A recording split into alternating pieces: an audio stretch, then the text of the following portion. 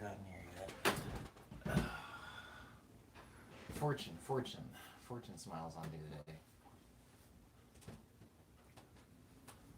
Um, the reason I laugh so hard, Liana, is because there's that girl in my neighborhood who howls all the time because of that Zombies movie, and yeah, it sounds exactly like that.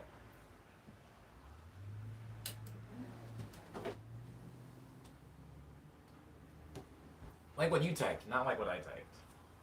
Okay. Good morning, everybody. Welcome to Morning Medley number 208. 208. 200 feels like it was weeks ago. It was only, I mean, it was less than 1 week ago. Well, no, that's not true. This was almost 2 weeks ago. But as far as just days, wasn't that long ago, guys. But good morning, Liana. Good morning, Cyber. Good morning, Crow. Omni, can you bossa nova? I'm not exactly sure what you mean. Are you asking me if I can make a bossa nova song? Are you asking me if I can play in one of the popular bossa nova rhythms? What are you asking, Crow? What are you asking exactly? Hmm. Hello, BB. Oh no. Me saying that out loud reminded me of somebody that I don't particularly want to sound like. But good morning, B and B. Can you play or make one? I have made a bossa nova song, Crow. If you check my remixes, I have a remix to a Sushi Killer song that actually has a bossa nova bridge and outro. Also, I in the stream several times I've played the song "I Miss You," the song that goes like this.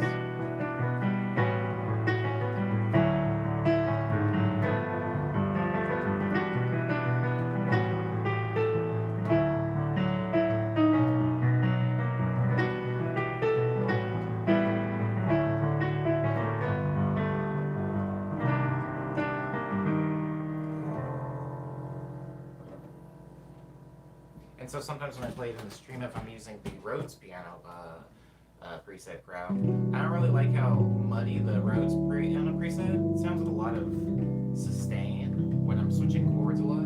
So I'll usually play like this.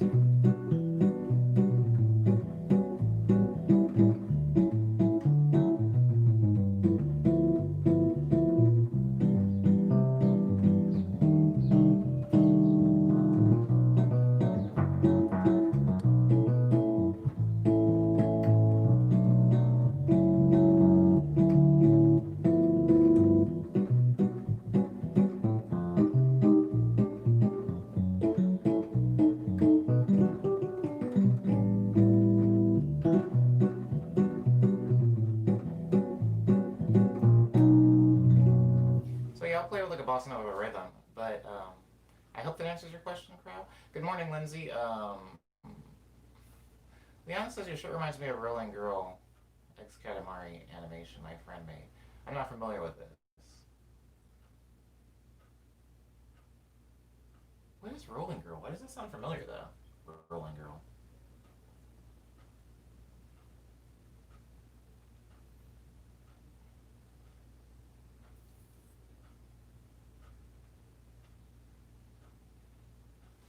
Oh, it's a Miku song. Oh, that's why it's familiar to me because it's a song in the game that the like Miku game I have. I don't know what it's called. Super Fun Diva Girl or whatever. I don't really care. Uh, you know how I feel about Hatsune Miku. So yeah, that's why I know that one. Do, do, dee, do, dee, do. Crow says Project Diva. Yeah, that one.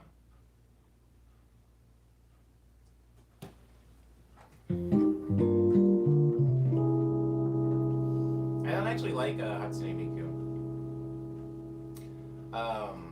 But because of my position professionally and artistically, I feel like I have I have appreciation for and a very high tolerance for Hatsune Miku, but I don't actually care for Hatsune Miku. And I know that that angers a lot of people. It angers a lot of people that don't even use Vocaloid, which is funny to me. See, when I think of Hatsune Miku, I think of Hatsune Miku as what it is, which is a VST. Like, you would think about Massive, or 3 Exhaust, or Serum, or Contact, or say one sound in this keyboard, you know? Huh? And so it's like it's a cool sound, but for my music, I don't like the way it sounds in it. So I just came up with the opinion or conclusion. I was like, oh, I just don't like this synthesizer because it doesn't really. I don't really want to use it. That doesn't mean that I don't like any Vocaloid synths. There are some I like, but Hatsune Miku is not one of them. I don't like the way Hatsune Miku sounds. But I know a lot of people that don't actually make music that are just maybe like obsessed with like the character design, which is, in my opinion, completely separate from the actual VST. They just really love the hologram or the figurines or whatever. And I mean that's cool. There's been times where I haven't actually cared about the content of something, but I've identified with the visual representation of it. A good example of that would be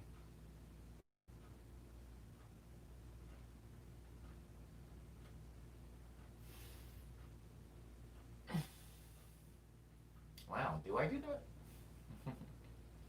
mm. A good example of that would be. Does anybody remember the game Shinobi? I hate that game. Screw that game. But I loved the visual of it. I loved like the way the main character looked. I liked the idea of like this ninja with like a long red scarf. I was like, that looks so cool. But the game in actual practice, in my personal opinion, was horrible. It was a horrible game. Anyways, Japanese hologram Hatsune Miku concerts are lit, says Crow. As somebody that's also attended one of those, I didn't enjoy myself. I can honestly say I did not enjoy the concert, and I did not think it was lit. But that's my own personal take, and I'm glad that you enjoyed them, Crow. Um, I want to I want to say that when I went to the, because somebody might say, well, why did you go to the concert then? I didn't pay to go to that concert. I didn't pay to go to that concert. Very little research or digging would have to be done for somebody to figure out why I was at that concert for free. But I didn't.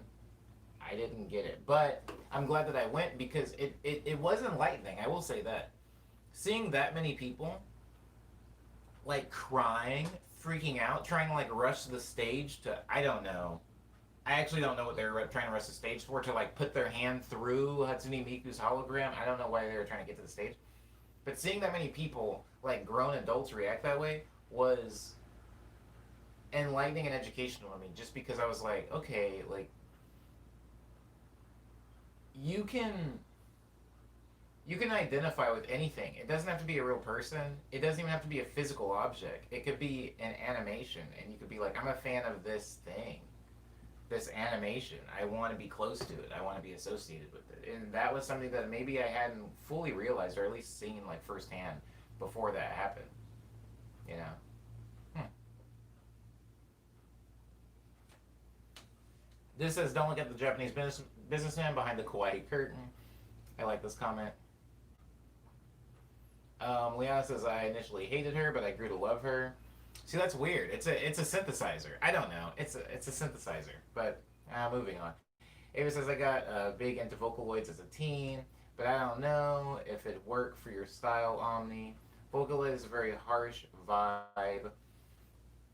Ava, I have several songs with Vocaloid in it, so I can make Vocaloid. I'm talking specifically about Hatsune Miku. Hatsune Miku is a preset basically on a keyboard. Vocaloid, think about Vocaloid as a keyboard, and think about this as like Hatsune Miku, and like this as a completely different Vocaloid. Like it's just a setting on a keyboard. I'm not saying I hate the keyboard. I'm saying I don't like that setting on it. Hatsune Miku is a setting. Hatsune Miku is not a person. Hatsune Miku is not a pop star. Hatsune Miku is a piece of hardware engineered by Yamaha, and I'm just saying I don't like that one. Like this is a Yamaha keyboard, and I like a lot of Yamaha stuff. I'm a Yamaha musician, right? But that doesn't mean that I like every single sound in here. Yesterday we were playing sound 207, this sound, and I was like, oh, I actually do not like this sound. This sound is not a person. It's not a pop star. It's not, I don't know, some kawaii cool girl. But yeah, I just don't like the setting on the keyboard. I don't like the setting on the keyboard. And I went to a concert, and to Yamaha's merit, at least the concert wasn't just all Hatsune Miku. They had the other Vocaloids come out, which was pretty cool. I guess it was actually pretty cool. And whoever like designed the entire show, it was visually very impressive. Hmm. I'm not like I'm level 11 enough where I can like appreciate stuff. It was visually very impressive in the same way that like going to see like an IMAX movie could be like pretty cool. Hmm.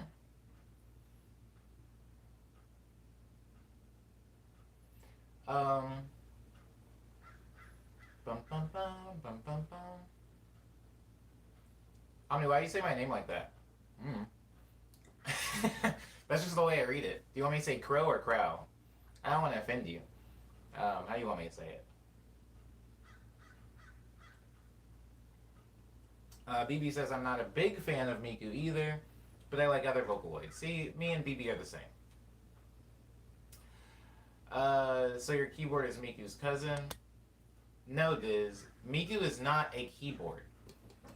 Miku, I know you're making a joke, but Miku is a setting on a keyboard. Miku is not a keyboard. Um,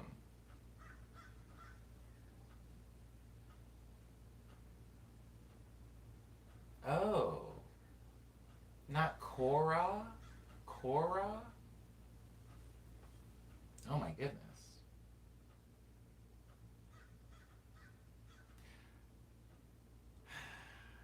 That's a third pronunciation now. I remember when Vocaloid was first coming out, and one of my friends was trying to convince me it was the future. I wonder where that friend is now. Hmm. Nowadays, I still listen to Vocaloid music, but I listen to covers. Word up, Ava. Not a fan of the fake electronic voice anymore. Word up, Ava. Um, oh, word up, Crow. Chill. Um, what happened to T Pain? Says Liana. T Pain has a TV show. Um, T Pain. When you're saying what happened to T Pain, I guess he just got richer and richer and is steadily becoming more and more successful. If that's what happened to T Pain, he moved up in the world.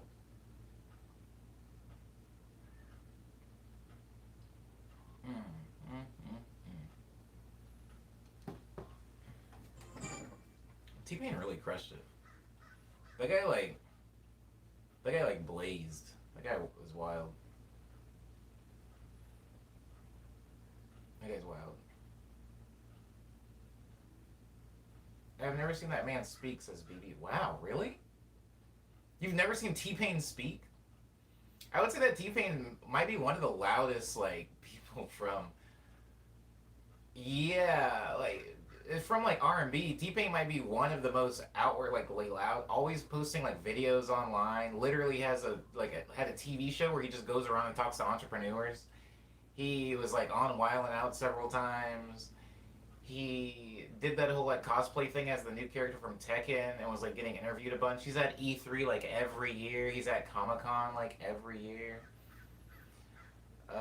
Maybe I'm just young, says BB. I would argue that he's actually specifically marketing himself to younger people, but that's a completely different conversation. Um, hey, what's up, Eddie?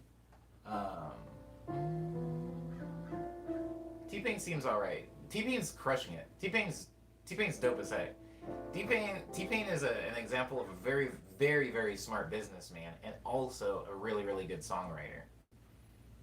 Oh, when those things come together, yeah, it's unstoppable. T Pain hometown is Tallahassee, which is known for loud people, says Crow. I would say the entire United States is known for loud people. Cyber says he's a really entertaining streamer. Check him out. He's on most evenings. Yeah, he's great. I have a lot of respect for him.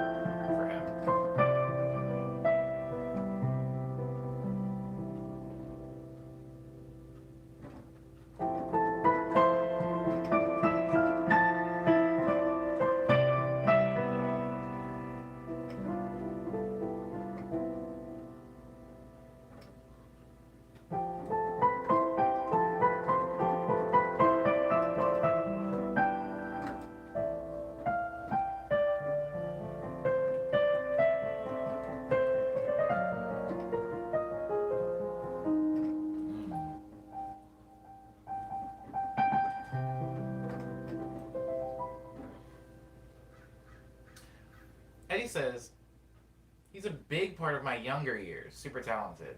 Are we still talking about T Pain? Yeah, yeah, yeah. He's.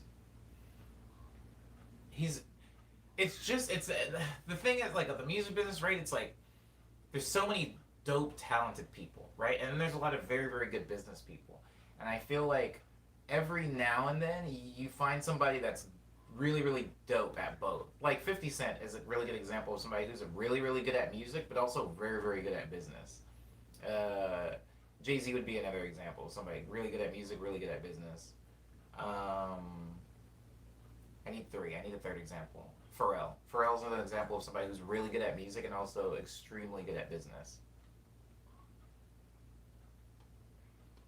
Mm-hmm, mm-hmm, mm-hmm. Mm-hmm. And then we have examples of two of the outliers, right? Where there's like somebody that's really good at music but not so good at business. An example of that would be Taylor Swift. And then you have an example of somebody who's very, very good at business but not necessarily great at music, which would be. This one's a little harder, right? This one's a little harder because it requires a little bit of personal taste. But I would say somebody that's very good at business while not being super great at music, maybe Takashi 69. Did he take the Takashi off? Is he just 6ix9ine now? Who really cares? Anyways, him. I don't think that his music is necessarily groundbreaking, but I think that he knows how to get attention, which is what the business is right now. So I'd say he's an example of somebody, one of those.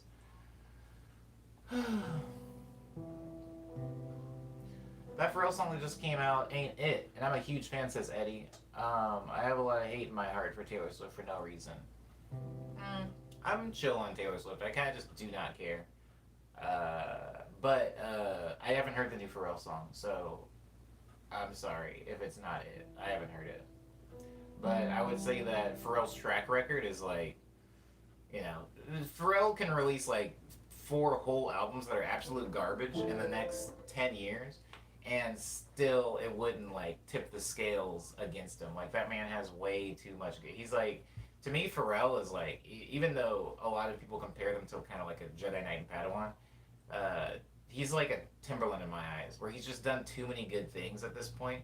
Where like he's like on another, like he's like on a Quincy Jones, like Dr. Dre level, where like the amount of things he's had his hands in that were great, it's like almost frustrating. It's almost frustrating. This says Pitbull is an example of somebody that's bad at music, good at business. Oh. Ooh, that's rough. That's rough because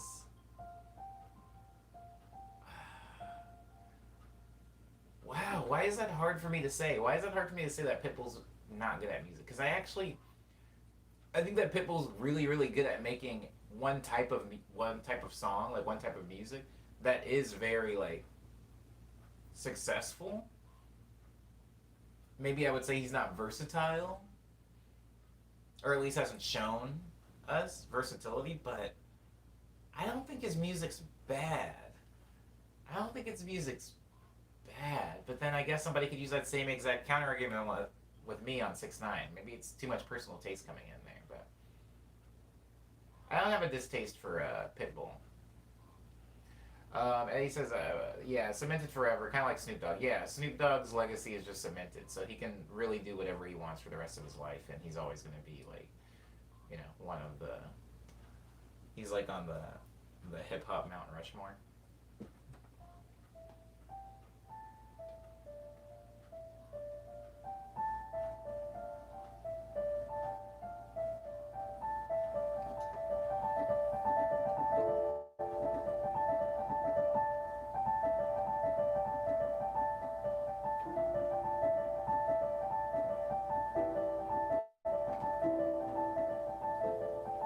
This says Pitbull kind of sounds like he cashed out at some point.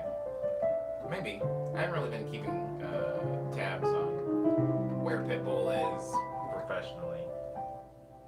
But why did we even get on this conversation? Somebody mentioned T-Pain. Before that, we were talking about something else. It doesn't really matter, I guess, anymore. Um, yeah, I hate it when we. I hate it. Oh, it's okay, Leona. I hate it when we start talking about music business. Sometimes it's cool and it's just like an educational thing, but I feel like this weird thing happens when I talk to about the music business with people who aren't in the music business because I feel like there's a lot of like very common, harmless, innocent misconceptions. Like somebody will say something like, "Oh, what happened to? What's a great example? What's a good example? What's a good example? What happened to?" Somebody might say something like, "Oh, what happened to Usher? He fell off." Remember when Usher was big? And it's like somebody who knows Usher, even somewhat, not personally, but just like professionally, is just like, no, that dude's like making more money now than he ever has. Like, Usher is a titan. But to somebody who's like more so looking at the music industry as like releases with people's names on it that don't really know how like executive positions work or like executive producer or something like that. They're just like, aha, like I guess it's quiet for Jay-Z. I'm just like, yo, Jay-Z owns like half of I don't know planet Earth at this point now. I feel somebody be like, oh, it's quiet for him. He's not relevant anymore. All these old heads. I feel like there are a lot of like takes like that even I used to have. I feel like it's a very common thing in just like music for if you're a fan of somebody and you haven't seen that person, maybe you haven't seen a music video from them in a while. People go like, "Dang, what happened to so and so? I hope they're all right. I hope they still got money." And it's like a lot of times those people that are being like pitied or wondered about are like in positions of ridiculous power that are like responsible for half of the people you're listening to. It's really weird. Um, Ryan Leslie, I didn't think anybody was going to bring up Ryan Leslie in the stream, but if someone was, I guess it would be Eddie. Yeah, Ryan Leslie's dope.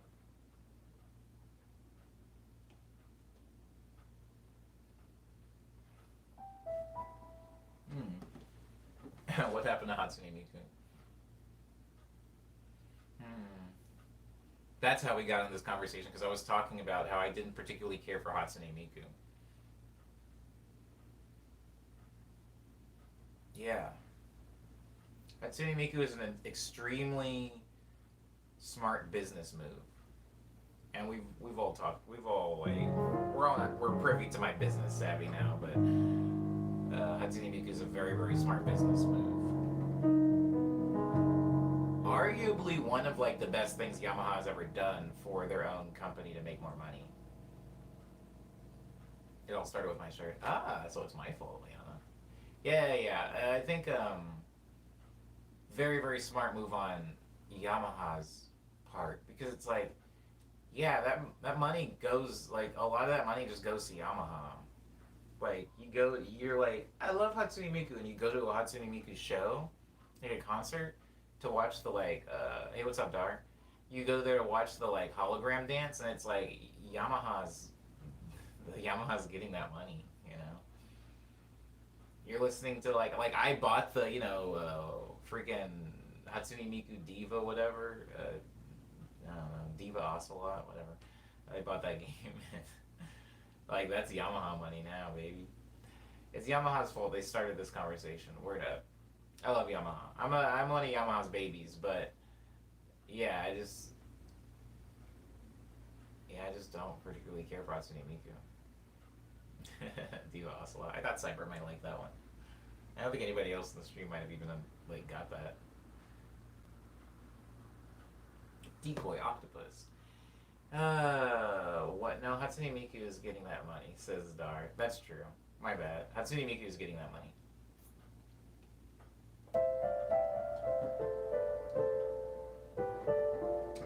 You know what forced me to try to have big brain? I needed to have a bigger brain when I was a kid, and I remember like it was yesterday.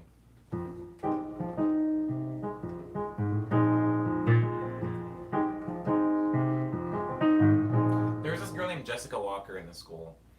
She had, she was one of those people that had like freckles, not like ha ha ha Raggedy Ann freckles. She had like freckles, where like people were like, "Is this actually freckles, or is this something more severe that we need to be like put on alert or something?" She had the freckles. She had a lot of them, and she was like,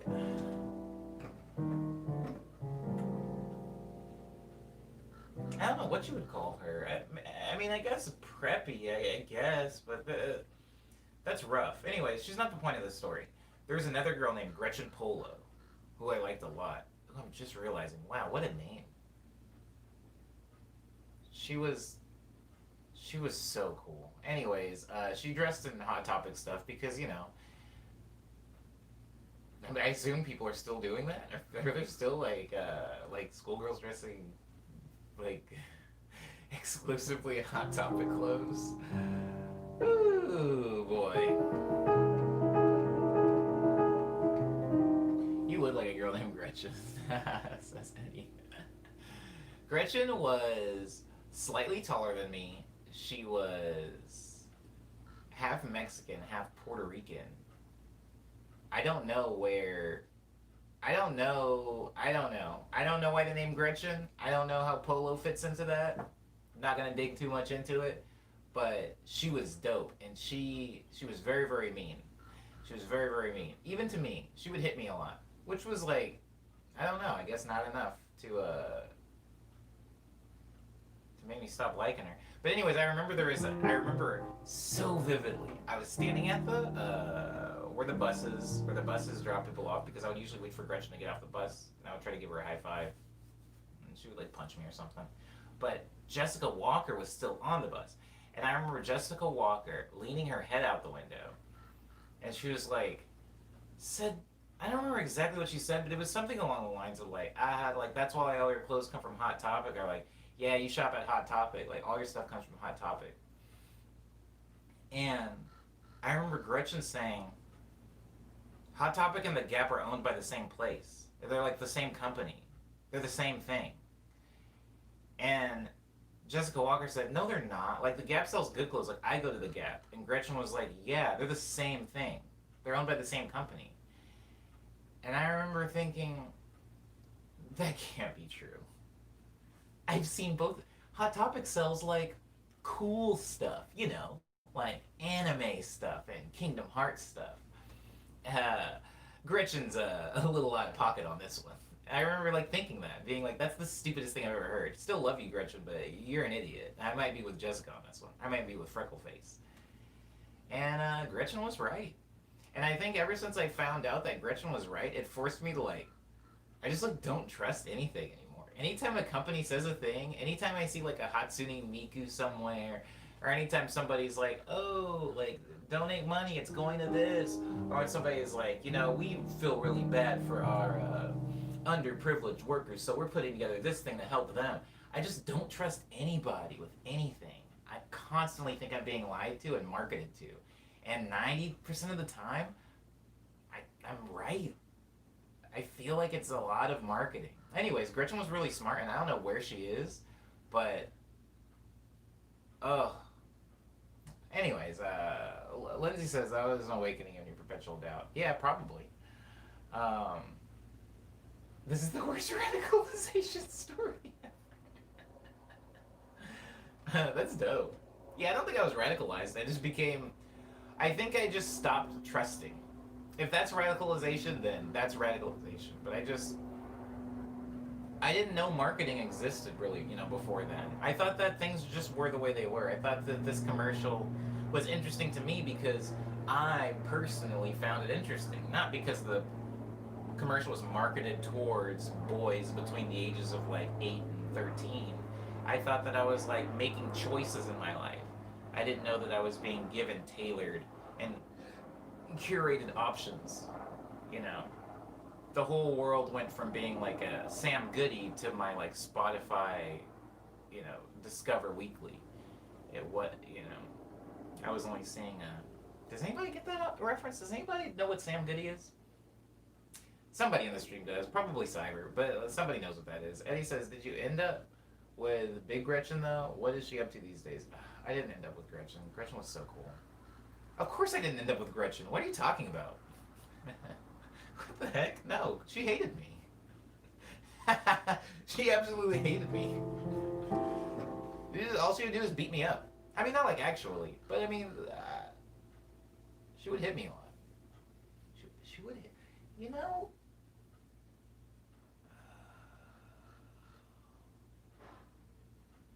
I think she ended up dating that white dude. Actually, I'm not gonna. I don't know where she is. I think I did type Gretchen Polo into like Facebook maybe like 5 years ago, and I'm glad I couldn't find her. I'm glad I couldn't find her. I would like that cellar door to remain firmly shut. Anyways, I haven't known peace since snakes started manifesting physically in my house the next day. Oh, dang, Dar. Sam Goody is FYE. Is like FYE. Yeah. Didn't one buy the other one? I could be wrong. Hmm.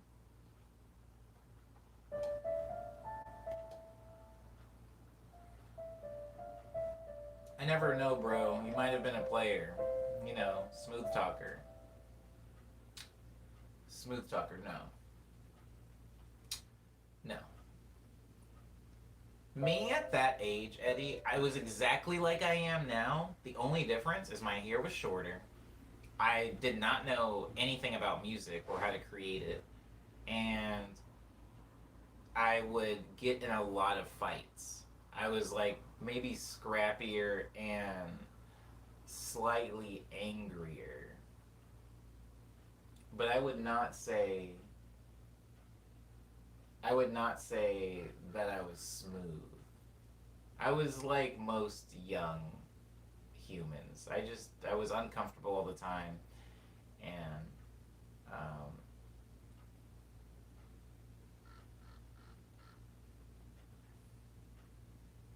I read a lot of books. I don't know. I was a very avid reader. Just read and fight. I would just read, fight, play video games. It's kind of like that was my thing. I used to get in fights all the time, says Dar, until it was made illegal or whatever. Oh, I love Dar. That's so funny. That sounds like something I would say. Yeah. Same. Okay, Lindsay says, as messed up as it sounds, I think if she was playfully beating you up, she probably liked you. Mm, nah, I don't think so. I think she liked her boyfriend. This is still comfortable all the time. I didn't know you cried. Dar says they're still uncomfortable all the time. Most of my discomfort, came from angst, which I can honestly say I'm out of. And I honestly think that the reason I'm out of angst is because of music. Not to put too much weight on music, but I think I was uncomfortable because I didn't feel like I knew what I was supposed to do. And I've put so much of my self value and worth into music now that I'm like comfortable with that. But if something wild happened, like I went deaf, I think I would probably revert back to being like super angsty and not really knowing what to do.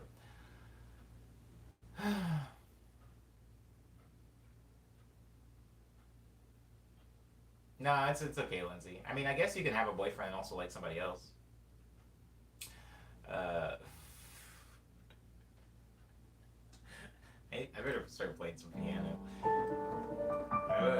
Say something. Say something. Get myself in trouble. I'm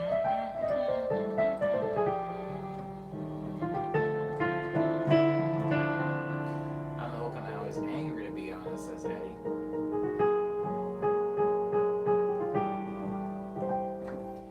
Did Denzel Washington sit you down? No.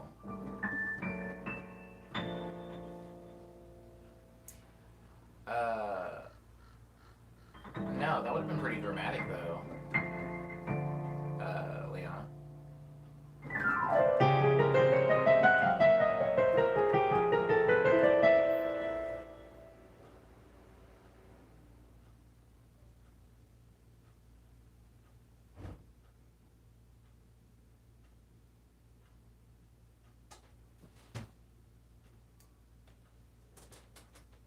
Sorry.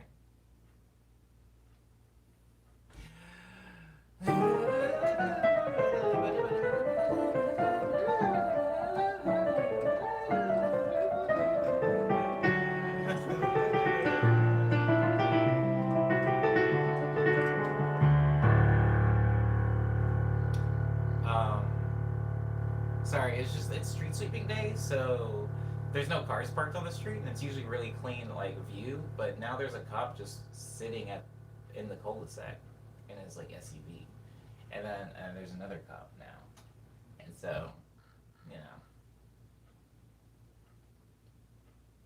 now I'm not comfortable anymore. Yeah, but everything's all right, I guess, in the cul-de-sac for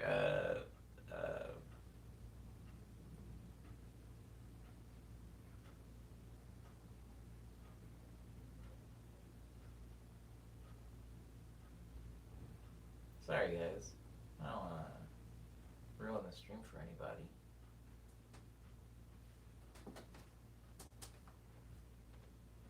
But now he's out of his car.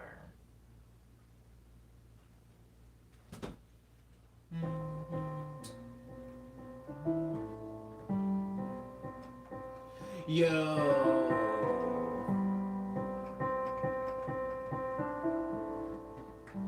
Yo, I do love my cul-de-sac. I do love this neighborhood. It's just like it's not funny. It's actually it sucks, but it's like as the cop was like walking into the cul-de-sac, everybody is like doing what I'm doing. Everybody's like looking out their window and like drawing their blinds, and like closing their doors. I don't know what he wants. I don't know why he's here, but he's approaching the new like white couple's apartment that moved in. So maybe they called the cops for some reason. Maybe they're making a complaint. Anyways, maybe my piano playing's too loud or something. Cyber says, "Do you park on the curb or in the driveway? What's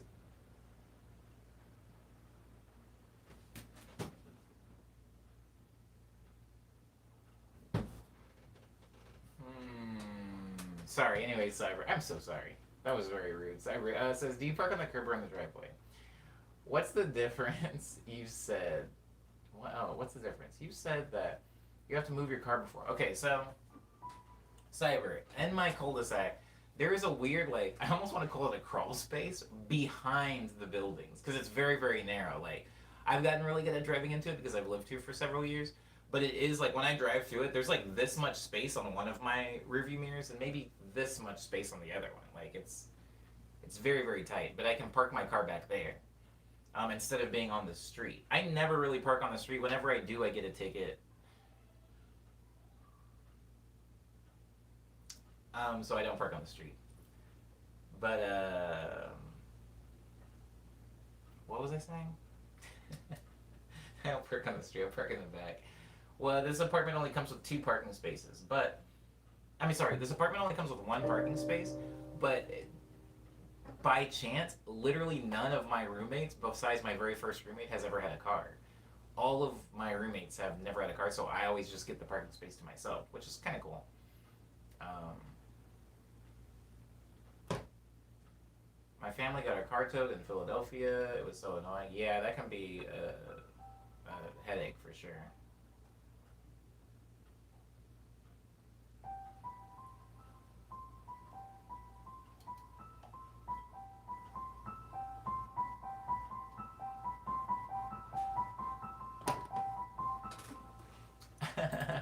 That's funny. All my neighbors are texting me that the police are here now.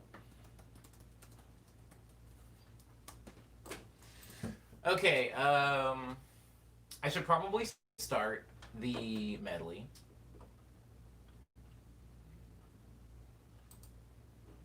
I should probably start the medley. No. Police help. I wish that was one of my quarantines. Does anybody remember that video? Well, I mean, other than Liana and probably Cyber. I think I have to attend a phone call at 1 p.m., so it may be away for a little while. Word up, Cyber. Thanks for the heads up.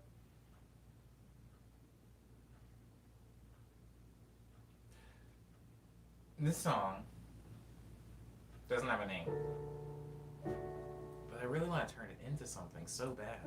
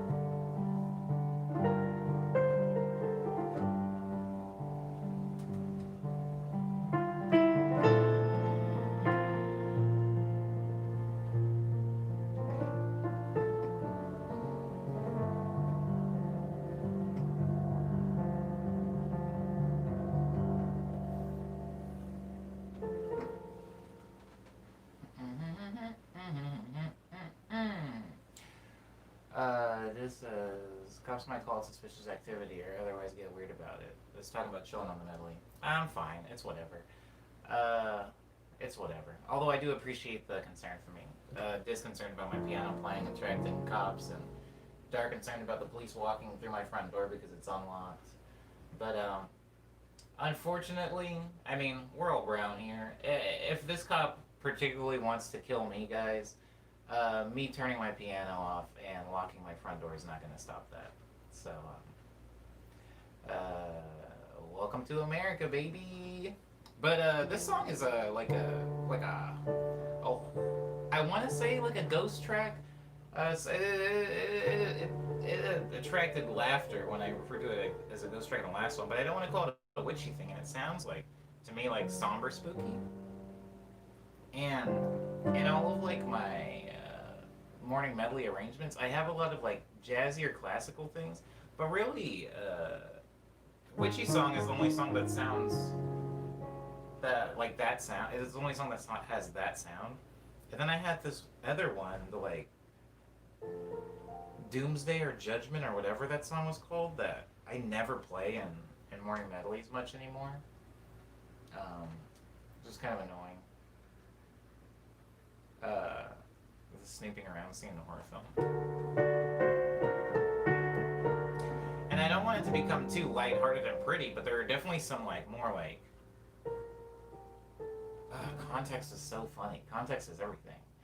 But like so like this chord, right? Maybe more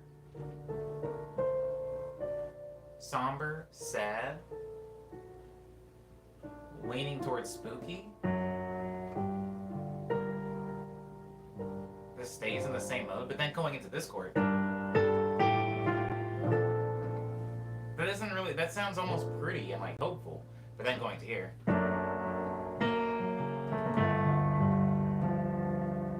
I don't like that note. I don't like that note. I want to keep going here. Which sounds like really like broken and spooky to me. But I don't know exactly how to fit that into a progression that makes sense. Good luck, Eddie, with the job interview. Just had a job interview. Wow. I have not had a job interview. And so, well, is that true, though? That's not true. I haven't had a traditional job interview in a very long time, and it was always nerve-wracking. I feel like there's this really weird thing with job interviews where every single time I think I nailed it, I don't get a callback, and every time I've completely lost all hope, that's the one. That's the one that they end up working at for like the next 2 to 4 years. So I don't know. Eddie says call center for a bank, not something I'm interested in, but pays freaking well. That's what my big sister did for a while. Call center though for a medical company, and there are a lot of call centers in Arizona, and I know they do really like the pay is good. The pay is good. Make no mistake. If I get it, I'm moving out as soon as possible, says Eddie. This says, ew, call centers, Godspeed. Do your thing, though. Yeah, I don't think anybody wants to work at a call center, and I think they know that. I think that's why the pay's so high. I think that's why the pay's so high. My fear of working at a call center thing or anything, I don't... When I was a kid, and I was somewhat lazy. I remember going to PE, and I was just like so tired of having to run around. I was like, I can't wait to become an adult so I can get like a desk job where I literally get to sit down all day and just chill on a computer. That sounds like a good time. Because that's all I would do at home. You know, I'd get home from school, and I would like get pizza, then I would like play Pirate King online with my friends, or Gunbound, or Maple Story, or Ragnarok online, or Eve or Rose. Sorry, not Eve. I don't know why I said that. I never played that game. I would play like MMOs pretty much, and then I would like turn off the MMO and then play video games. Like I spent so much time sitting down that I thought that having a job where I sat down would be really cool. And then I had a job where I sat down for a little while, and yeah, it was very hard for me. I'm not even somebody that just needs to be moving all the time, but like I can't. I like getting off work and being sore from like picking things up or walking around. I like getting off work and I'm sore and I just want to lay down in bed and go to sleep. I don't like when I get off work and I want to like stretch my legs or walk around. Anywho, have the time on my art side. We'll go for a job in my field. That's what's up, Eddie. So it'll free up some time. Honestly, it's probably cake to be honest. Why would anyone answer a collection agency? Says this. People be doing it. I can't do just job, says Lindsay. I'd rather be tired from just sitting in the same place all day. I mean, I could do a desk job. Yeah, we could do a desk job, but it's just not preferred. It's $23 an hour minimum, which is really good in Montreal. Montreal. Word up. Word up, Eddie. That sounds great. No, no liminality. At least not for right now. I'm gonna do same chord though. There's that 3/4 time signature.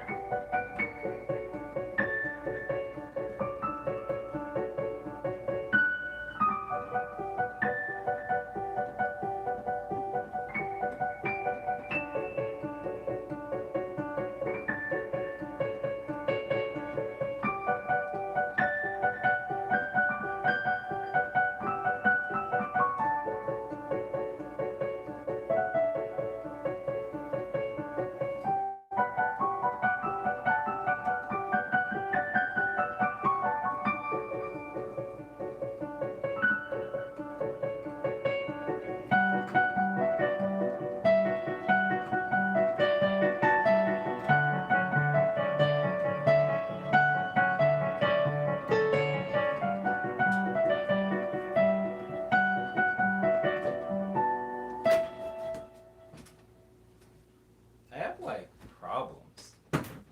I constantly feel like sorry guys. There's like little hairs on me, and I constantly feel like bugs are crawling on me. I have a problem. Anyways,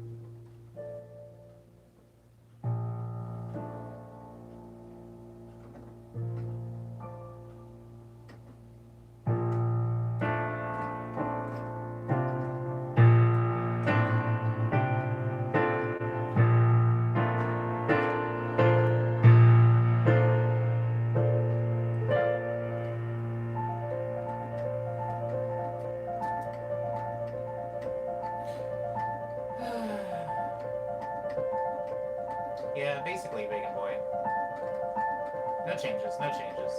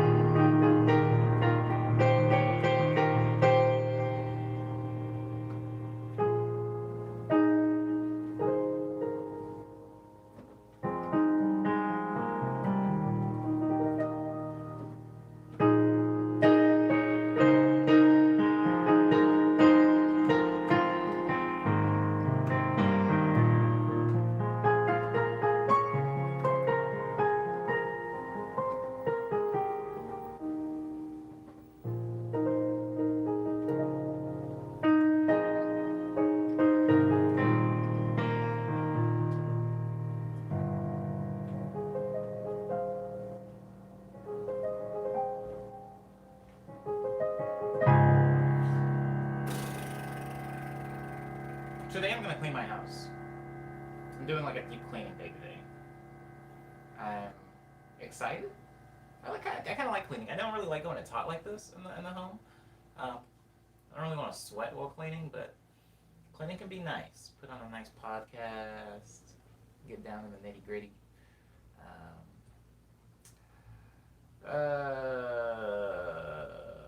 Oh, thanks, Lindsay. Yeah, I think that's going to be it for the medley. I'm probably going to play a little bit more here and there, but guys, we are at 2:40. Sorry, we're at 1:40. So more time than I thought. Okay, guys, I will be taking some suggestions for movie recommendations now. Then.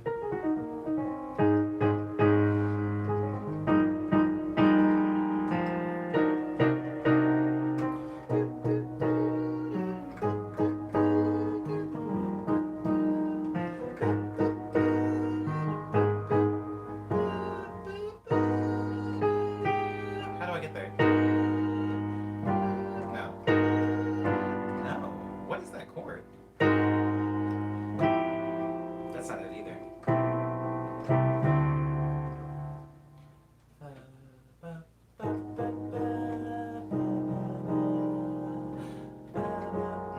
Ooh. Maybe.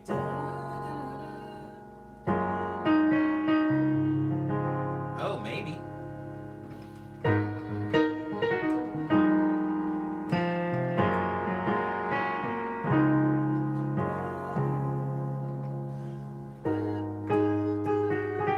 Oh, what? No.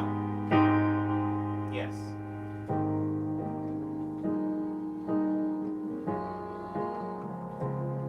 How have I not used that chord progression before? That's such a. That feels so simple and. How have I not used that?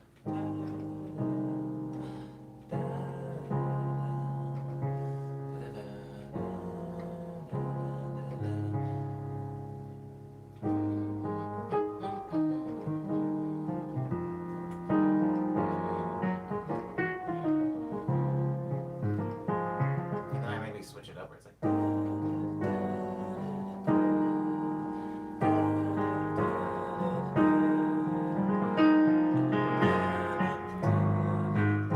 I don't know. I'll figure out something. Eddie's saying. So we're saying the Goonies. It's funny. The Goonies feels like I don't know why, but I would put the Goonies in like the same bag with Three Ninjas. It.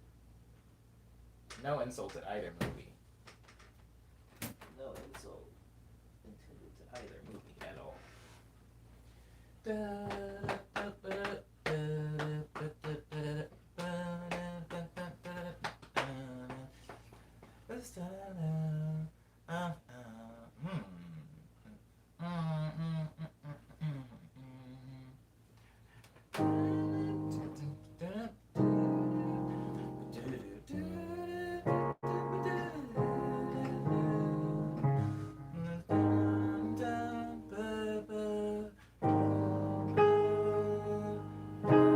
Yeah, whoa.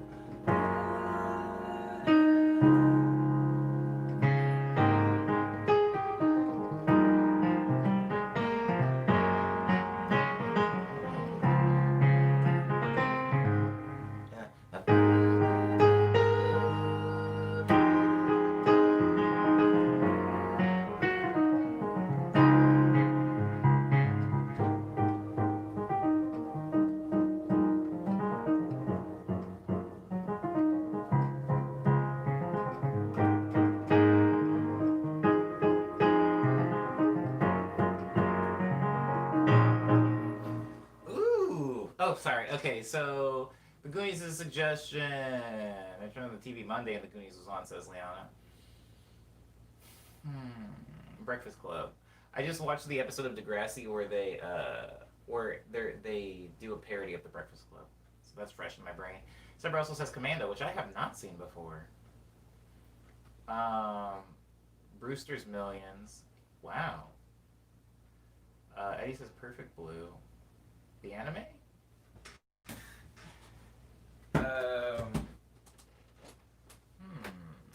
I've never seen Footloose. That's old. That's older. Ooh, I've never seen Footloose either, though. All the Land Before Times, says Lindsay. Hmm. I want to know more. Weird Science, I've also never seen. Oh, I've also never seen that. Oh, no. Oh, wow. The Jackie Chan movie says Eddie. Ah, that's cheating. That's cheating. I love Jackie Chan. I love Jackie. Ugh. There's a specific scene and character in the movie Rumble in the Bronx that still is like my whole thing. Okay, Goodfellas, Casino. This is going like mobster movies. I don't know if you were here when I talked about the rules, but those are amazing movies, Diz. Those are like works of.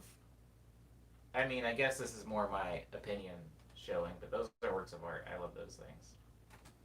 Um,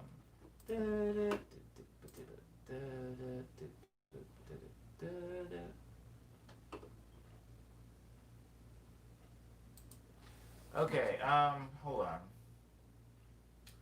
Weird Science says boobies, but it's okay, says Cyber. Word. What did the movie have to be one you've seen? No, it didn't have to be one I had seen. Sorry, that wasn't the rule. Sorry, the rules were like I don't. Sorry, and the rules sound so stupid, but I would prefer that it not. I would prefer that it not be like an actually really good movie because I feel like if we go into a pizza party, the mood, the overall atmosphere is very goofy, and people are gonna like make fun of the movie. And I want to have a movie that's going to be fun for people. And Goodfellas is just like an amazing film.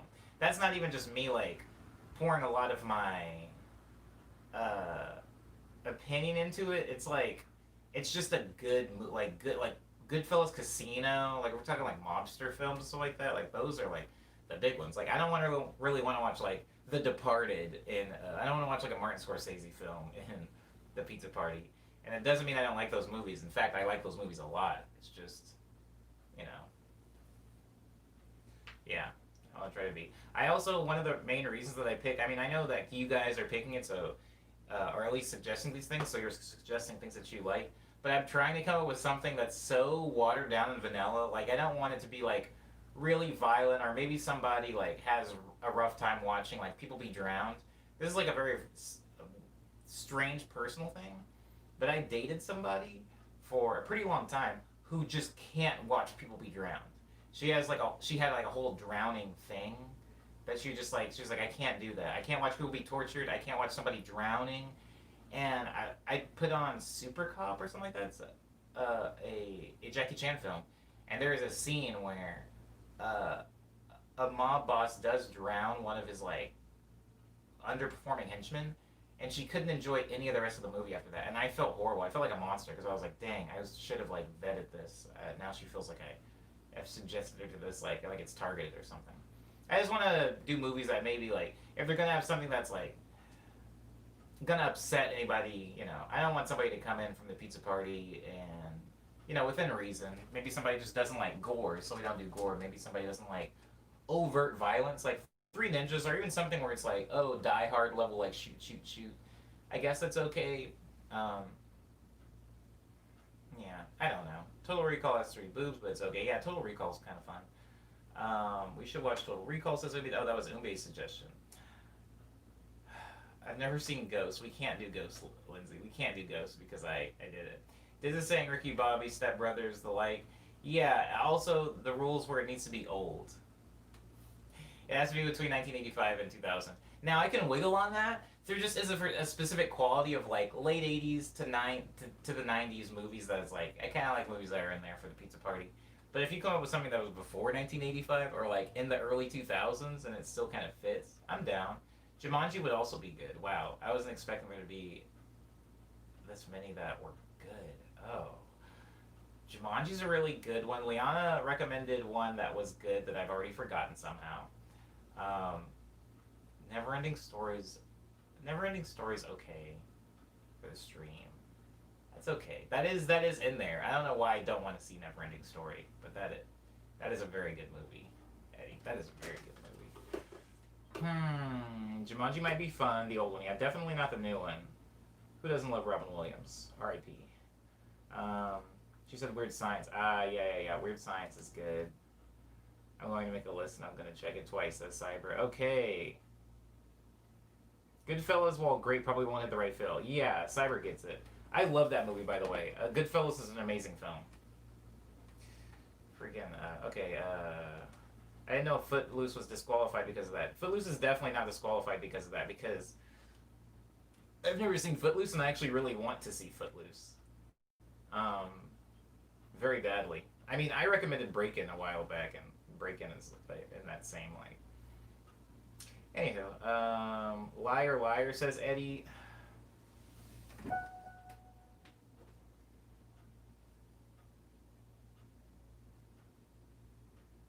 I'm saying no to Liar Liar, which is wild, because I'm a big Jim Carrey fan.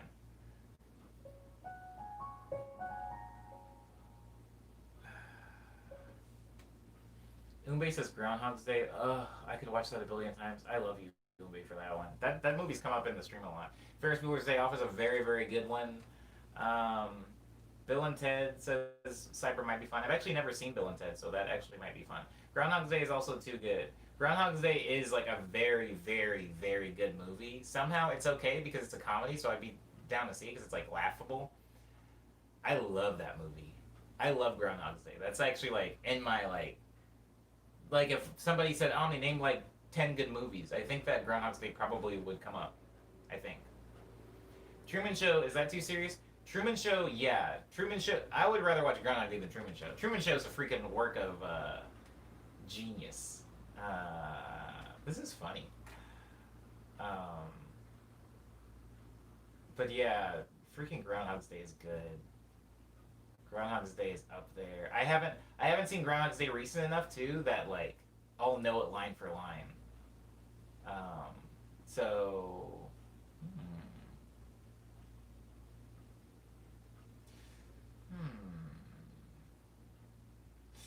hmm. I really like Weird Science as an option. I'm leaning Weird Science. I also like Groundhog Day. Cyber says Breakin' 2, Electric Boogaloo. I love Breakin' 1 and 2. Those movies are... I just love those movies so freaking much. But I feel like I might be pushing that on people. Ace Ventura Pet Detective, says Diz. Also very good.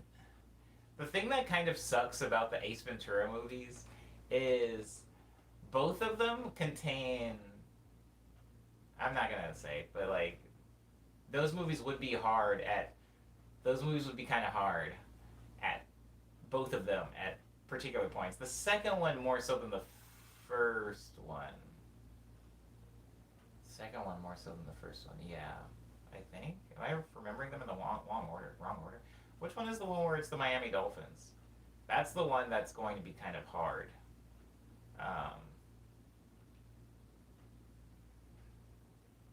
Yeah, Diz knows what I'm talking about. There's going to be a part. There's going to be a part of that movie if we watch that I do not want to subject people to watch in the year 2020. I will forgive a lot of the thing. I will forgive, by the way, which is wild, is like casual racism. It's fine if that's in these movies because it's really hard to watch a movie in the 80s, 90s without coming into casual racism.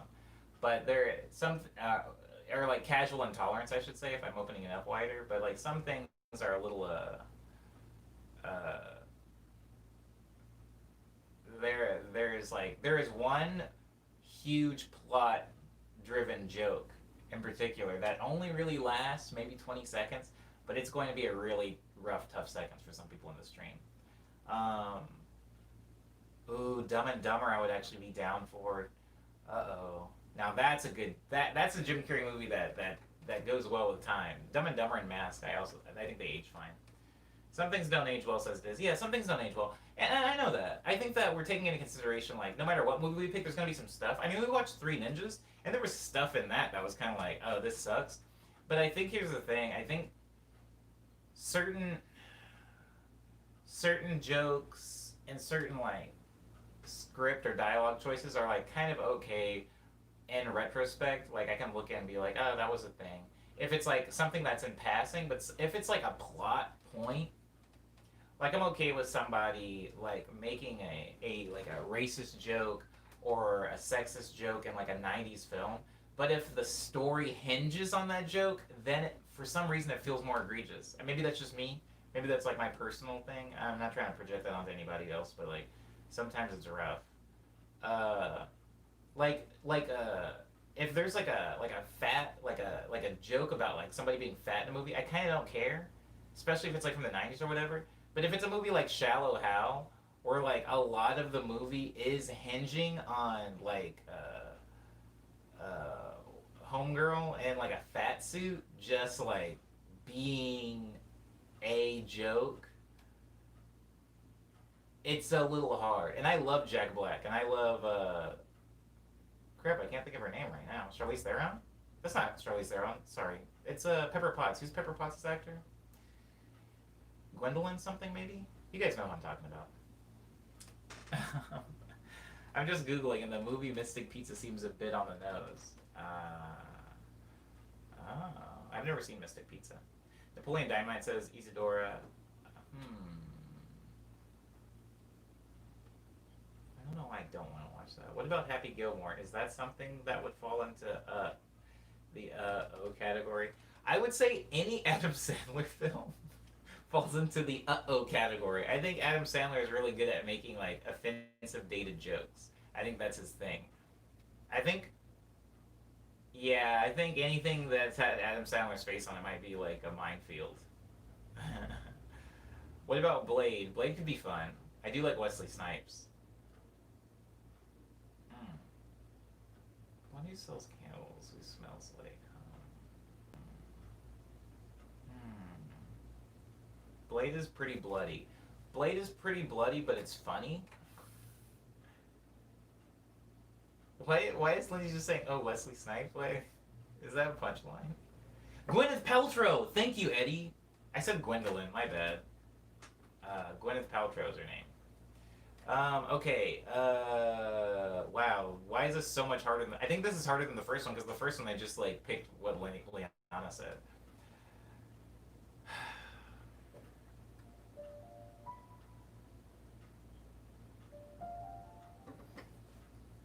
Okay, guys. Okay, guys.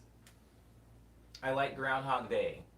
I like Weird Science. I like as an option. I like Dumb and Dumber as an option. Um,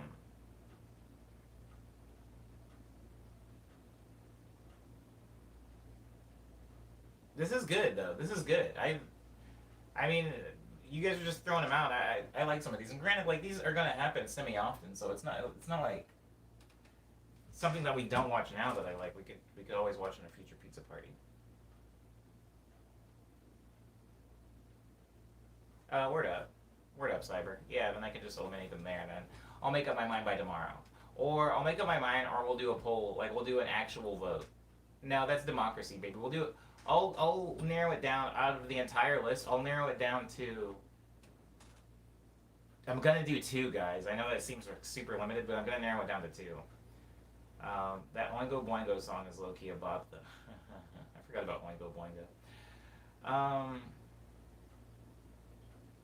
Honestly, I asked my mom for a suggestion yesterday, and her one suggestion was Groundhog Day. Your mom sounds dope. I've seen Weird Science a billion times, and it's hilarious. Never seen Groundhog Day. Whoa! Okay, Weird Science is officially out of the pot. Weird Science is out of the pot because, one, because Leanna's seen it a million times, and I don't want to do something that somebody's seen a bunch of times.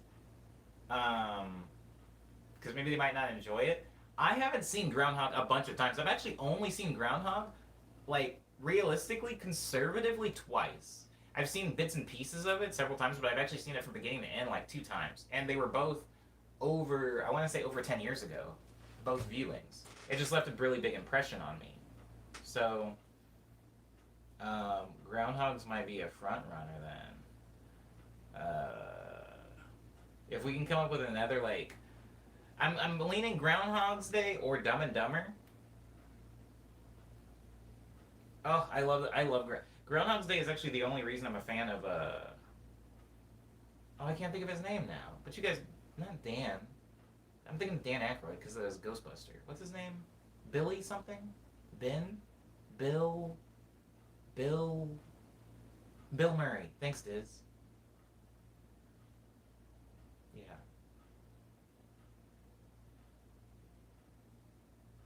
Groundhog's Day is a very good movie. Okay, give me one more. We might not even have to do the official thing. We might be able to narrow it down to two right now. Dumb and Dumber, I like. Ace Ventura, guys. I'm such a huge Jim Carrey fan, and I have no problem looking at those movies on my own. I want everybody to know very well where I sit on this. All these movies that are old and very offensive, whether they're offensive to black people or women, or they're offensive to poor people, or whoever they're offensive to, I'm actually okay watching them on my own. I just feel really guilty making somebody else watch that thing. So it's not like I'm like, you know, I'll watch it. I just don't want it to be a pizza party movie. Men in Black says Diz. I hate the movie Men in Black. That might seem weird. That might sound weird because I love Will Smith and I like Tommy Lee Jones. Something about the Men in Black movie I can't stand. It's like, I hate that. I hate that movie. I hate that movie. As far as buddy cop comedies go, that's so low. That is so low on the list. I freaking hate that movie. I hate that movie. The only cool thing from that movie is those little aliens that drink coffee all the time. I know so many people. Whoa. Okay. Let me back up. We can't watch We can't watch that. I'm also vetoing Office Space. For some reason, I also hate Office Space. I know that's like a cult favorite, but for whatever reason, I hate that movie. I hate that movie for whatever. It was one of those movies that I watched, and then I got to the end, and I was like, "Wait, it's over?" It was like one of those. And I don't know. So many people that what? Oh no, I can't. I can't finish that thought. Sorry, Lindsay. Okay. Office Space is high art, says Liana. I think I might have seen Office Space too late in life after it had already become so popular and such an iconic film that I finally watched it and I was like, I don't like this. I don't like this movie. And I don't know what exactly I'm supposed to like here, but I think it is a good. I mean, the numbers don't lie. It has to be a good movie. Just for whatever reason, I don't appreciate it, and that sucks. Mm, mm, mm. Why don't I like that movie? What's wrong with me? I'm broken. Crap. Somebody said something that was good for. I smell baloney. What the heck? Somebody said something that was a good contender for being against Groundhog's Day. I just need one more. That's all, guys. That's all I need. And it can't be Man in Black. And it can't be Office Space.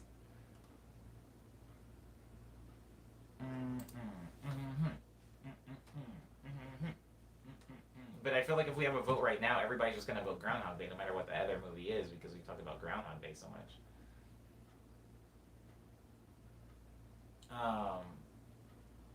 Word up.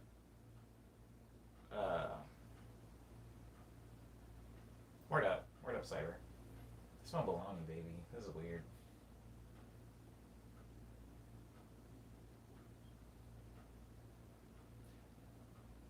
I said Footloose earlier, but I'm tabling that discussion for another time. Yeah, Footloose is up there for me. As somebody who's never seen it, I have no idea what that movie's about, but I do have a soft spot for movies with movies that are very campy, but art, if that makes sense. Footloose is campy but art. West Side Story, musicals in general are usually pretty campy, but it's I'm able to look at them and appreciate people's people dancing, people being able to sing is really cool. Which is why I like Breakin'. I missed the last one, so I'm happy to get on this one. Oh, word up, kid. Thanks. I'm glad. Oh, wow. Okay, is that it? Oh, word up. Word up. Cyber sitting to me online. Oh, this is easy. Because I don't even need to, oh, I need to request access. I need access. Ow, God, my foot fell asleep when it was up like that, guys.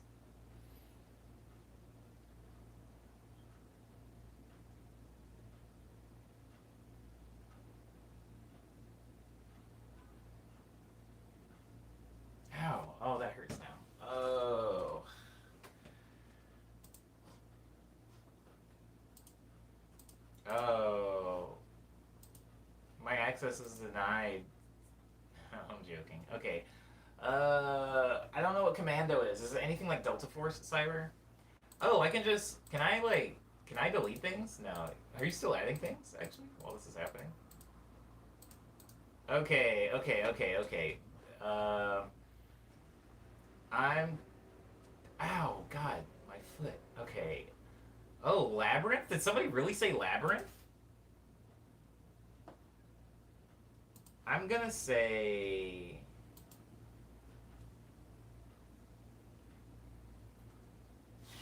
Land Before Time. Definitely not Land Before Time. Definitely not watching Land Before Time. And I'm definitely not watching Pee Wee's Great Adventure. I do love that movie, but it's really hard for me to look at Pee Wee's face right now. It's just hard, and that's no one's fault. Well, it's someone's fault, but that person isn't me, and it's hard for me to look at Homie's face. So I can't do Pee Wee. Jumanji is really good. God, Jumanji's good. The boy with the drums. Jumanji's good as heck. I'm vetoing Neverending Story. I'm vetoing Neverending Story specifically for the Atreyu scene. um, Ferris Bueller's Day Off. I've seen it too many times. If you haven't seen Ferris Bueller's Day Off, maybe watch it. It is very. That is an iconic film. It's also hard for me to look at his face. Didn't he kill somebody in a car? Did he hit somebody with his car? And I think he killed them. It's one of those like celebrities who have done wild crimes. Okay, Zathura Gang says Umbe. Boo! I'm joking. I'm joking. But I like Jumanji more than Zathura. But I'm glad that Zathura exists because it's a really good concept, and I'm glad that like a newer generation basically got a Jumanji. I mean, technically, the new generation right now is getting more Jumanji, but I haven't seen any of those because I don't really want to watch Dwayne The Rock Johnson and Kevin Hart do the Dwayne The Rock Johnson Kevin Hart bit again. I did see that movie like Classified or whatever, where like one was a CIA agent, but like a double agent, and Kevin Hart, whatever. It doesn't matter. You guys know how I feel about Kevin Hart and Dwayne The Rock Johnson. Guys, my desktop is a freaking nightmare right now. Okay. Let me just make this quick. Liar, liar, no. Jumanji, maybe. Total Recall. Total Recall is actually going in because Total Recall is going in. Total Recall was Arnold, right? Was that? Am I mixing this up? Was it not Arnold? Could somebody answer me? Could somebody answer me? Yeah, Cyber says it's Arnold. I'm going to go ahead and say every single Arnold Schwarzenegger movie is okay. For whether it's Running Man, if you want to see that weird Christmas one where he's trying to get the action figure, if you want to see Total Recall, any movie that he's in,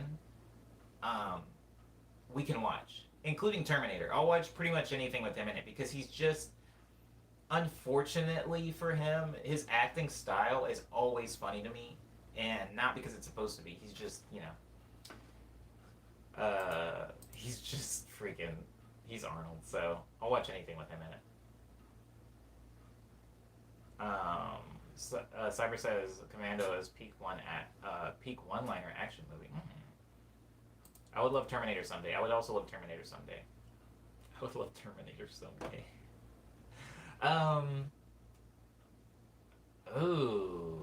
And also, I've never seen Total Recall, so there's that. I only saw the reboot, I think there was a reboot of that movie, and I saw that version. The one that had, homie from Malcolm in the Middle in it. What's his name? Walter White guy? Bryan Cranston. The one that had him in it. Am I making this up? I'm pretty sure they rebooted Total Recall when he was in it. Anywho, I'm vetoing The Breakfast Club because it has what's her name, who I used to have a crush on, in it, and like that's gonna be hard for me to watch now. I'm gonna say it's between Groundhog's Day and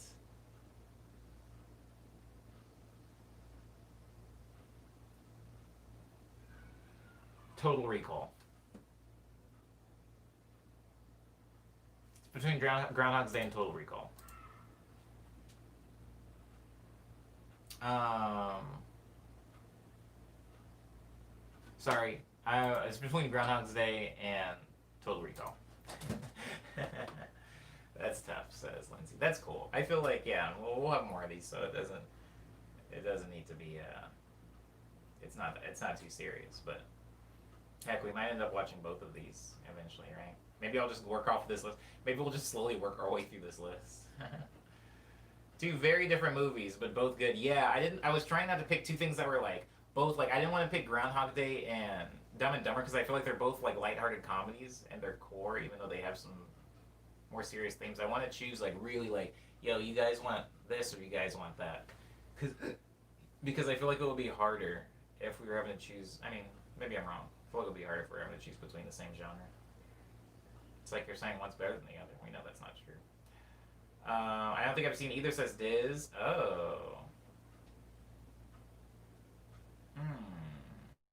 Wait, hold on. Wait. Personally, I've never seen Groundhog's Day. Cyber's never seen it? We might just see Groundhog's Day. I'll let you guys vote anyway. I'll hold a formal vote tomorrow. But I'm gonna hold a formal vote tomorrow, but I feel like we all know what's going to win. I feel like we know what's going to win, but it's kind of like a presidential election, you know? It's like, vote. Does your vote really matter? I don't know. But vote anyway, right? Rock the vote.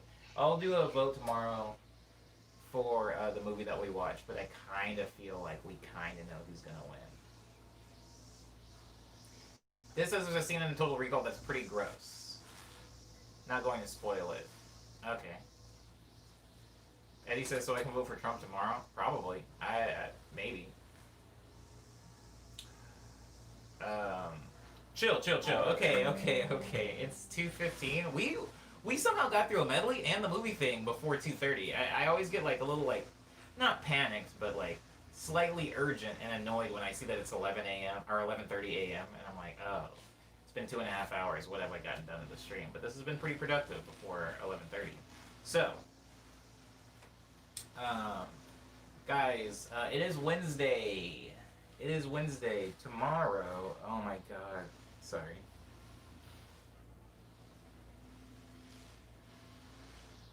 I have so much to get done.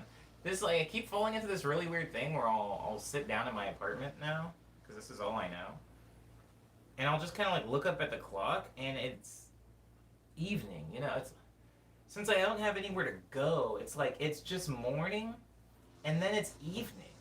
I do this stream and then just nothing happens, and then the sun's going down, and I'm like, did I eat today? Did I even eat? Did I accomplish anything?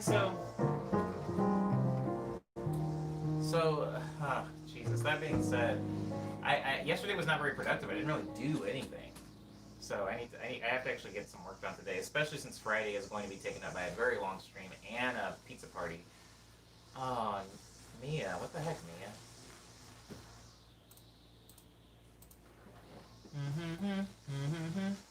I just tried to type Mia Gladstone's name into Google. My brain is officially milk. My brain has turned into Calpico. Okay, guys. No, I was like talking to Mia yesterday, but then she texted me this morning. Whoa, she texted me literally while I was streaming. Hold on. It's a bit. It's not. Oh crap. I might have to like rescue Mia from. Anywho, what online service says this? It's do. I don't like saying do out loud. I would like to minimize how many times I have to actually say that out loud because it reminds me of the anime that joke comes from and the character that says that joke, a character who I do not like. And so I'm trying not to say that out loud, but it is that service. That is the service the pizza party is held in. And the pizza party is at 6 p.m. my time.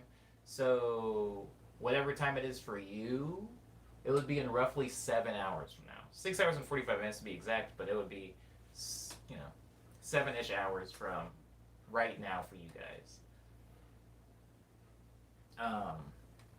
Tutu movies. But yeah, that's what the service that's being held in. Oh, it's tonight? No, Diz. it would be like whatever time it is right now for you. It would be 7 hours from this time on Friday. Um, yeah, Pacific Standard Time. Six. No, oh boy, it's 6 p.m. Pacific Standard Time. Whatever 6 p.m. PST is for you, that's what time it is. Sorry that I went through a really complicated way of explaining that. I thought it was going to make it easier. Turns out I made it more complicated. So just, hey, what's up, Cursmart? It's 6 p.m. PST. Um, uh, that would be 9 p.m. for me, says Diz. Word. Yeah, for the East Coaster people, East Coasties, it's going to be like a little bit later. I try to do it at a time where it's quieter and chill for me, where I don't have a lot of stuff that I need to do, but it's not late for me, because I would actually like the pizza party to be at 9 o'clock for me, but I have to start it earlier, maybe for the people that are on the East Coast or even overseas, you know. I mean, Isidore kind of gets screwed with that time. I apologize again, Isidore. I am... Eastern Standard Time sounds good. Okay. Okay. Okay. Okay, cool. Cool. I feel good about it. I feel good about it.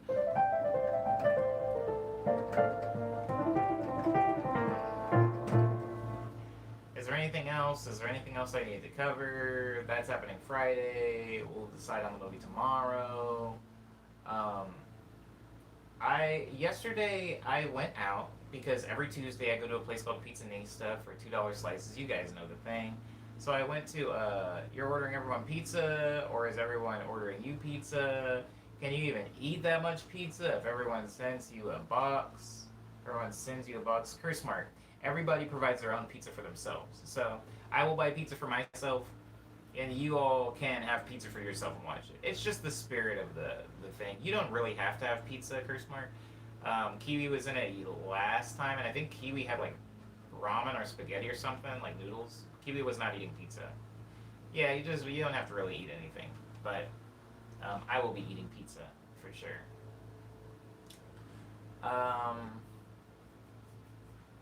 We'll decide the movie tomorrow, and then it'll happen Friday evening. Also, even though it's not Thursday, I'm going to talk a little bit about the production stream. The production stream will be as usual. I might end it a little bit early this time.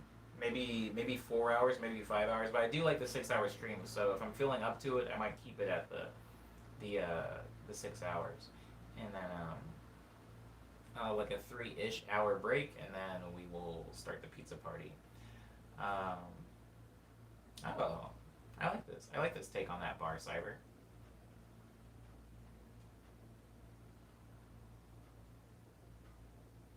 That's good. Somebody says get some pizza rolls.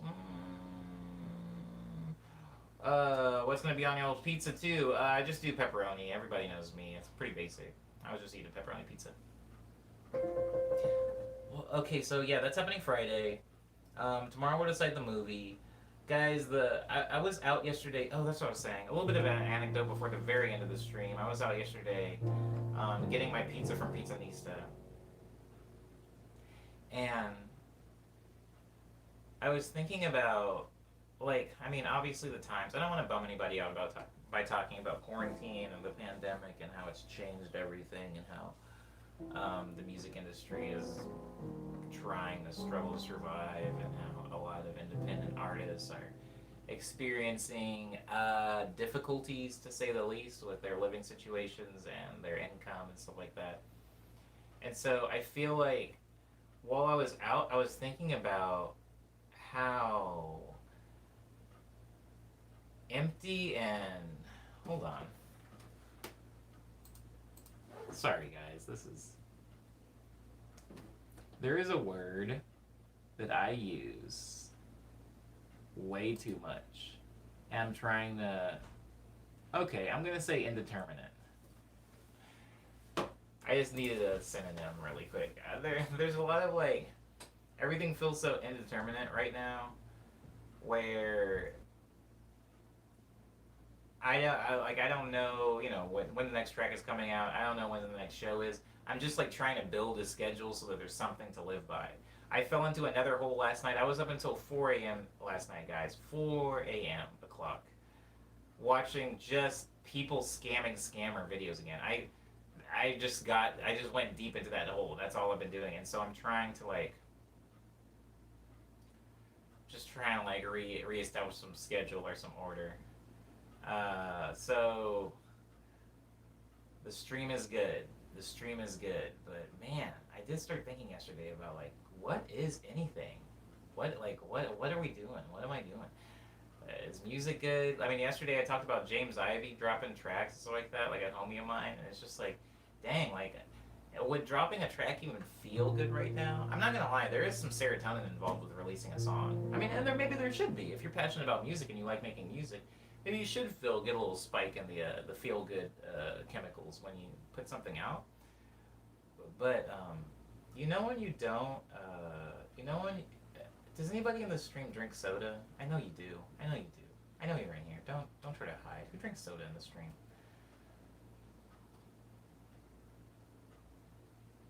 Thanks, Cyber, actually, for the like Google Doc. I actually appreciate that. We did not hear keyboard 208. We heard keyboard 207. When I had my analogy for like why I don't like Hatsune Miku, which is pretty funny. Okay, so Curse Mark drinks soda.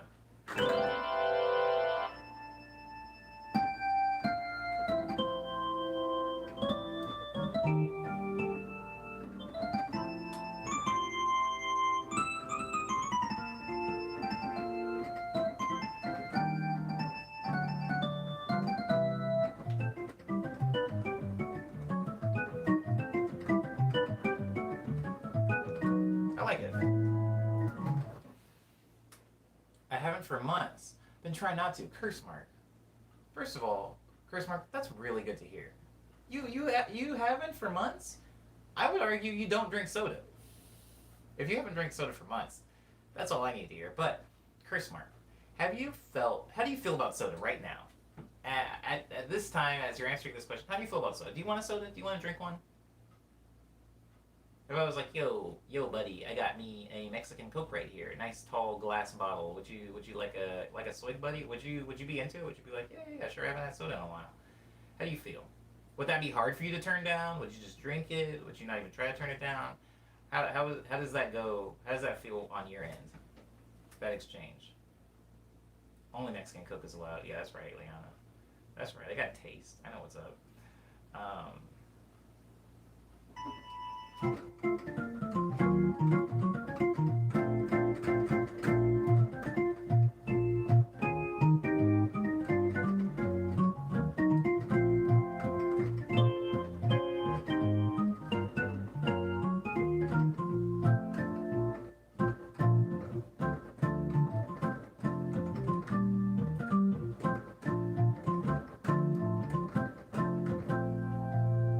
Mark says, no, do not. If we were in person, I would definitely drink it. But because I live alone, I don't put it in my environment.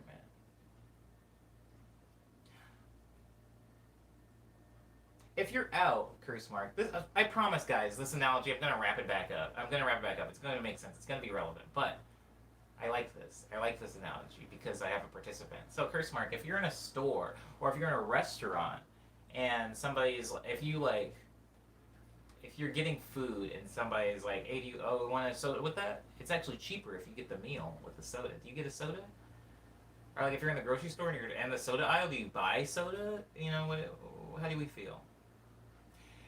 Chris Mark says, if you were like, hey, you want some Pepsi? I would look at you like, of course. Don't ask me a silly question. Give it to me. Oh, got Pepsi person here. Okay. So you would like Pepsi, but it would have to be offered to you. You wouldn't go on your own and pursue Pepsi, is what I'm hearing. I like your environment, Jugdiz. Yes, but we all should be recycling our soda bottles if we do indeed drink soda. Okay, so Curse Mark is very similar to me in a lot of ways. There are a lot of things that I put out of my life by just not making them accessible. But if somebody puts them in front of me, I'll do it, you know. And I'm just like, it's not going to kill me, but this isn't my choice. I think I'm like that with a lot of things. One of the main things being Korean barbecue. I like Korean barbecue, but I'm never going to Korean barbecue. I'm never choosing to eat that. But if, the friends want to get a KBBQ, I'm there. So, curse mark. If you drink the Pepsi, if you drink of the Pepsi, would you feel at all like, I shouldn't have had that? Or would you feel like you failed? Because you said that you've tried to stop drinking it. You've tried to cut back. You haven't had it in months. So if you drink Pepsi, would you feel like, maybe I shouldn't have done that? Or like, that maybe that sucks because I haven't done that in a while. Or would you feel good? Like, oh, thank goodness, Pepsi. I've been jonesing for one of these bad boys. How are you feeling if you actually drink it? I remember that time you went to the local soda shop and bought a bunch of different sodas. Is that what your line of reasoning is about? It is not, but that's funny, Cyber, that you remember that. The friend that I did that with, I have no idea where they are. I haven't heard from them in a very long time, but yeah. Wow. I miss Galco's. The name of that shop is Galco's. That shop is actually the only reason that I know. Never mind. Whatever. Billie Eilish shops there a lot. Or actually she doesn't. I don't want to sound like that guy, but she actually doesn't. But everybody makes it seem like she does. Everybody makes it seem like she's always there. I'm there. I'm there. She's not there. She doesn't go there. I feel like there's like a list of like when somebody's like becomes famous, they have to have like quirks. Like, oh my god, they would be caught dead not in like field disruptors. And it's like, yeah, but you don't really shop at Galco's, do you? Okay, anywho, Jones for Jones Cola. Sorry, I what a weird tangent. Curse Mark says, I'd really enjoy it because I know I won't buy it myself. It's like a treat. I'd really take my time to savor and enjoy it. This is so interesting. I like your mental, Curse Mark. I like where you're at mentally. It's a place I rarely find myself. Okay, Jones is so bad but so good. Yeah, Jones is just a bottle of sugar, isn't it? So, curse mark. I like this analogy, however, it does not apply to me personally, specifically. Here's what I have with music. Similar, but there is a point where our paths diverge. So music is something that I used to release a lot.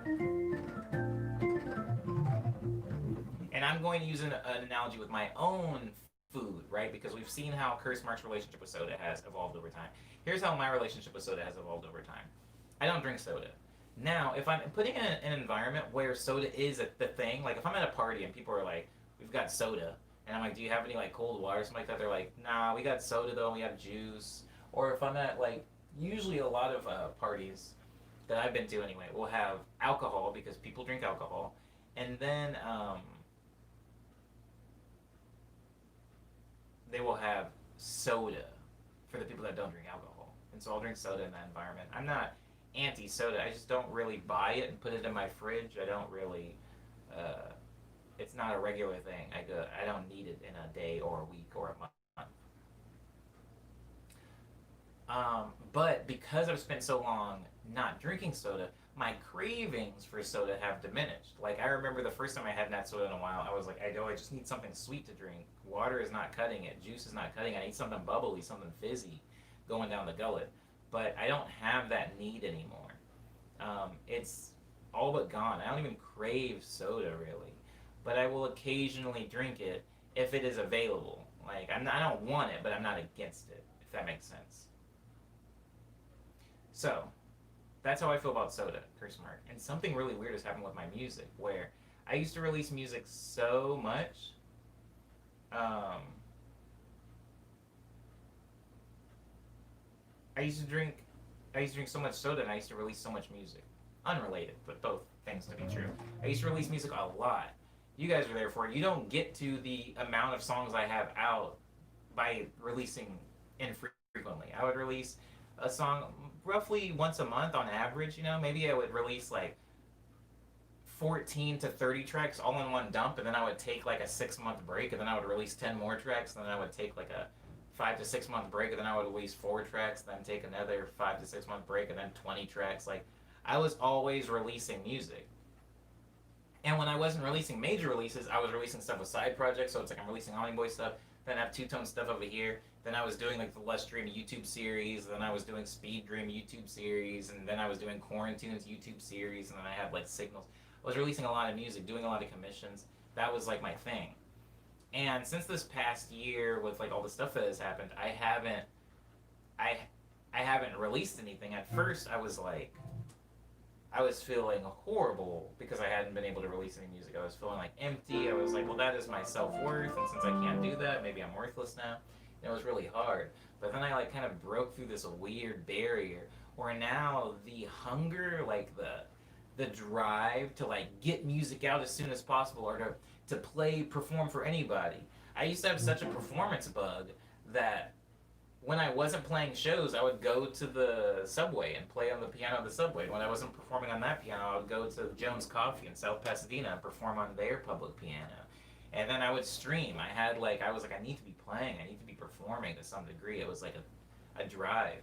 Since this has happened, like the quarantine, my drive is being curbed. And I don't know if this is a good thing or a bad thing, but now I do still feel bad for not releasing music, but only when I see other people releasing it. Like when I see my homies putting songs out, I'm just like, oh man, like, am I washed? But yeah, like my appetite is not where it was once for releasing music. And whenever we open up, I want it to be there. I want to get back there for sure. But just right now in the state we're in, like, just letting you guys know that's what's going on here. I'm seeing a recession in my own appetite. It's really weird. It's really weird, and I'm sure I'll get back. I mean, I'm a very musical person. Like, this is me not doing any music stuff, and you guys see me play piano literally every day, and then I do a production for 6 hours every week. This is me at zero. So clearly, me at zero and somebody else at zero is a little different. Maybe somebody else's zero would literally be not touching musical instruments, but this is me at like dang near zero, and I don't have that. I don't have the appetite to do it. I have an enforced schedule. I touch the piano because I have morning medleys. On Saturdays and Sundays, I don't touch this thing. I produce because I have my Friday production stream. If I didn't enforce a weekly production stream, I wouldn't produce Omniboy music once a week. So a lot of this stuff is like me setting up structure of my life to govern me, but the hunger, it isn't where it once was. It's weird. It's weird. Okay. It's funny because yesterday, because I watched your stream in I haven't watched your stream in a couple weeks, I was thinking like, wow, he's kind of taking a lot more. Talking a lot more, says Chris Mark. Oh, word. I feel that. I feel that.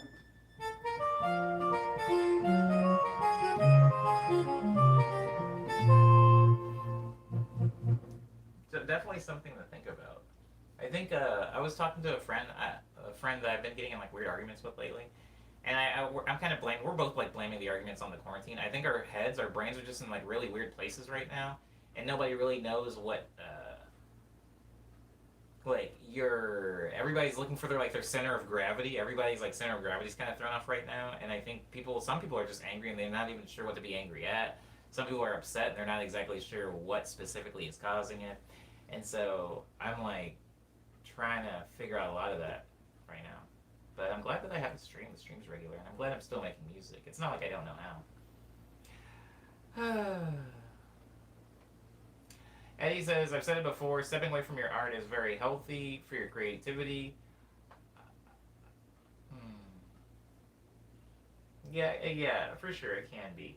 I think it also depends on what you're doing when you're stepping away from your art. Sometimes when you're stepping away from your art, it's nice to be able to intake other inspiration from other places and then come back to your art. Kind of like when I was on tour, even though I wasn't taking a step away from performing music, I was taking a step away from writing. And when I got home, I had all these new inspirations to put into my music. But there's something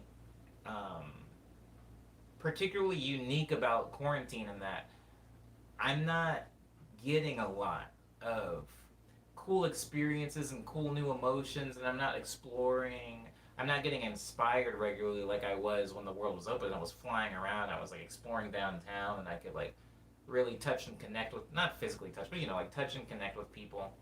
I feel like a lot of that isn't happening now, and so yeah, it's like weird. A lot of things changed pretty suddenly this year, and so I'm like, me and everybody else is kind of like in a weird place. Rosemary says, yeah, I literally have zero drive to work on music. It's like low-key gone. I did a couple of performances right before things happened and had a lot of shows planned. Now that I've been in the house for months, the drive is definitely gone. Like I'm kind of adapting. Yeah, humans are resilient. I guess we'll adapt to anything. I think I'm afraid of that happening to me, and the streams have been a colossal help, honestly, in my drive not completely leaving. Like just since the pandemic has, I'm sorry, since quarantine has started, you guys have seen me develop several songs, both on Friday streams, songs like Dropout, songs like Bus Fare, all of those songs. You've also seen me develop songs on the piano, songs like Liminality, or songs like that new Sunflower song. Like you guys have seen me continue to make stuff, and like I think that is because of the stream. If the stream wasn't there, I wouldn't be making those things. So it has helped a lot. I realize having the accountability of the stream is a luxury that maybe not everybody has. Maybe if you're working on art, you don't have the structured, 2 to 3 hours a day playing piano or working on art in front of people. Maybe you don't have that.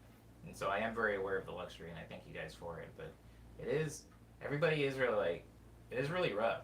Some people seem to have no problem at all, by the way. Like people I've mentioned before in the stream. Like I have some friends that are just like releasing music and they're playing URL shows. They're like playing a show in Minecraft or whatever. They don't seem to be too affected for whatever reason. But I am very affected. Um, but yeah, interesting things. I don't want to keep anybody here for much too long. I'm also very hungry. And yesterday, I am embarrassed, ashamed, but also pleased to say I have been back on the cereal. I ate a bowl of cereal yesterday for the first time in about a year. And I'm probably only going to eat this entire box of cereal and then probably not have cereal again for a year. It's just if I get depressed enough, I will eat cereal. And so I definitely hit like the dietary rock bottom. Where yesterday I went and I bought a box of cereal and I had a bowl yesterday. I did miss your Fruit Loop comment, Diz. I'm sorry. I'm sorry. Trying to feel bad about not releasing stuff. It's impressive enough that you're still making stuff, says Lindsay. Oh, thanks, Lindsay. I appreciate that. I'm learning how to draw better, says Curse Mark. Sewing more. Ooh. I like that. Working on digital art, dope. Music is really an outside people thing, says Curse Mark. Interesting take. I'm really adapting to being inside doing other things. Lucky I can do 10 other things. That's really cool. You are fortunate in that you have developed some skills that are not just music. I would argue that music doesn't have to be an outside people thing any more than sewing does. You can sew something alone in your home just for you, and you can also make a musical idea alone in your home just for you. Or you could sew things and put it on display, and you can make music and share it. Like most hobbies and skills can be self-serving versus like a public performance. But I hear what you're saying, and I'm glad that you have a variety of different things to choose from. Saying what kind of cereal? The cereal is Cinnamon Frosted Flakes. That is the cereal that I bought yesterday. Diz had some cereal earlier in the stream. Lindsay says, now that I think about it, I'm wondering if Sunflower name pending would have been made outside of quarantine. Don't think about it. Don't think like that. Lindsay, don't think like that. That's a road we can't go down. I'm just turning my intense psychology paints into music. It helps. It's pretty dope, Ube. I think I thought about that, Lindsay, about a week ago, where I was just like thinking about Sky, right? I was thinking about the game Sky. Lindsay knows what I'm talking about. Everybody else in the stream, other than Cyber, who also knows what I'm talking about. Sky is like a mobile MMO that's actually really good, and it's very pretty, and it's by that game company, so it looks and feels a lot like Journey if you've played Journey. It's a good game. And I've been playing it a lot. Like, a decent amount. Like, how much you play an MMO. They have, like, little daily quests. I do my daily quests every day, and then I'll go around and, like, farm a little bit, talk to some friends that I've made in the game, and then I'll log out. But I'm on that game every day. Like, Sunday through Sunday, I'm on that game. And if we weren't in quarantine, I wouldn't be on that game maybe at all. Maybe I would have never downloaded it. There's a lot of things, and even songs. There's a lot of song choices I've made in quarantine that, yeah, Lindsay, I probably wouldn't have made. And I kind of traveled down this really weird path of like, wait, what would my music sound like if I was still outside? Like, I was listening to some homies' music that I was like, dang, this is like really cool. Why is my music not doing that? Is it not doing that because I'm like stuck in my bedroom and I haven't really talked to or seen anybody? You know, I don't know. Anywho, yeah, Eddie, Sky, Children of the something, Sky, Children of Light, or something like that. Eddie, it's a long game title, but if you type in game Sky, well, Children probably brings the game up. I don't know. Lindsay says they're biased and they like the influence that it's had on my music. I think I just don't know. I don't know.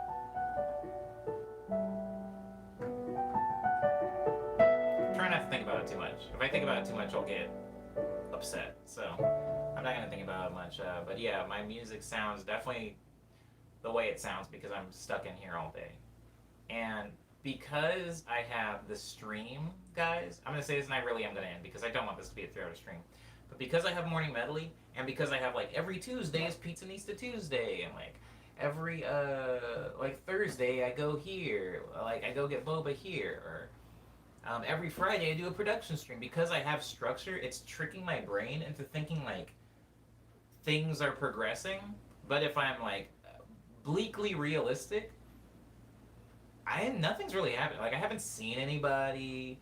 I don't have like friends coming through. Like Mia's in town right now, and I was trying to see Mia, but it's kind of looking like I might not see Mia before Mia leaves town. I haven't really seen anybody. Even when I go out, like I went to that park the other day. It was like, you know, I mean, we're all in this together. I'm not talking like my experience is unique to me, but it just feels like I'm being. I feel like. Have you guys ever? Oh no, analogies. That last analogy before the end of the stream, but there's a there's a there's a roller coaster called Space Mountain in Disneyland. If you've been to it, you know what I mean. If you haven't been to it, whatever. I'm not talking about the Disney World Space Mountain. I'm talking about the Disneyland Space Mountain, which is a little bit different, but whatever. And Space Mountain, it's a roller coaster that takes entirely the entire roller coaster takes place indoors. It's completely inside, and all of the stuff that make the that create the not illusion, but uh, reinforce the reality that you are moving at whatever speeds is they have a lot of lights around you. You know, lights of stars, lights of a planet, or whatever. And you're seeing things and you're flying all over the place. Flying. Sometimes this ride, and when I say sometimes, I mean quite often, I would say 80% of the time I've gotten on this ride, the lights don't work. Or it has some type of technical difficulty. So you're basically just on a roller coaster in pitch black. And you can kind of feel the G's on your body as you're turning, but there is no spatial context or awareness on the ride. And when you don't have that spatial context, the ride lasts way shorter mentally because it kind of feels like you're just sitting in a seat and you do this a few times and then you're out and you get off. And I feel like that has been 2020. I feel like because I haven't seen anybody, um, time feels like it's not moving at all. But because I'm seeing the internet and I'm seeing, news happen, I know time's passing actually very fast. Like my friends are getting new haircuts, or my friends are working out. Now my homie's ripped, or this person's gaining weight. This person has a beard now. I'm seeing it, but I haven't actually interacted with anybody or anything. And so it's just kind of like I feel like Christmas is gonna be here, and I'm going to be getting off the ride and being like, oh wait, 2020 is over for real? And I'm like, wait, what did I do this year? Oh, I saw Sonic the Hedgehog. That's it. I saw Sonic in theaters, and then Christmas happened, I guess. And I don't know. I just don't know. I don't know what to do about any of that. But we're all in this together. We're all here. It's not like it's just happening to me, so I'm not trying to make it all about me. I hope that you guys are finding ways to be not necessarily productive, but just okay in these times and what's going on. I feel like every single time I get a hold on it where I'm like, hey, I think I found my thing.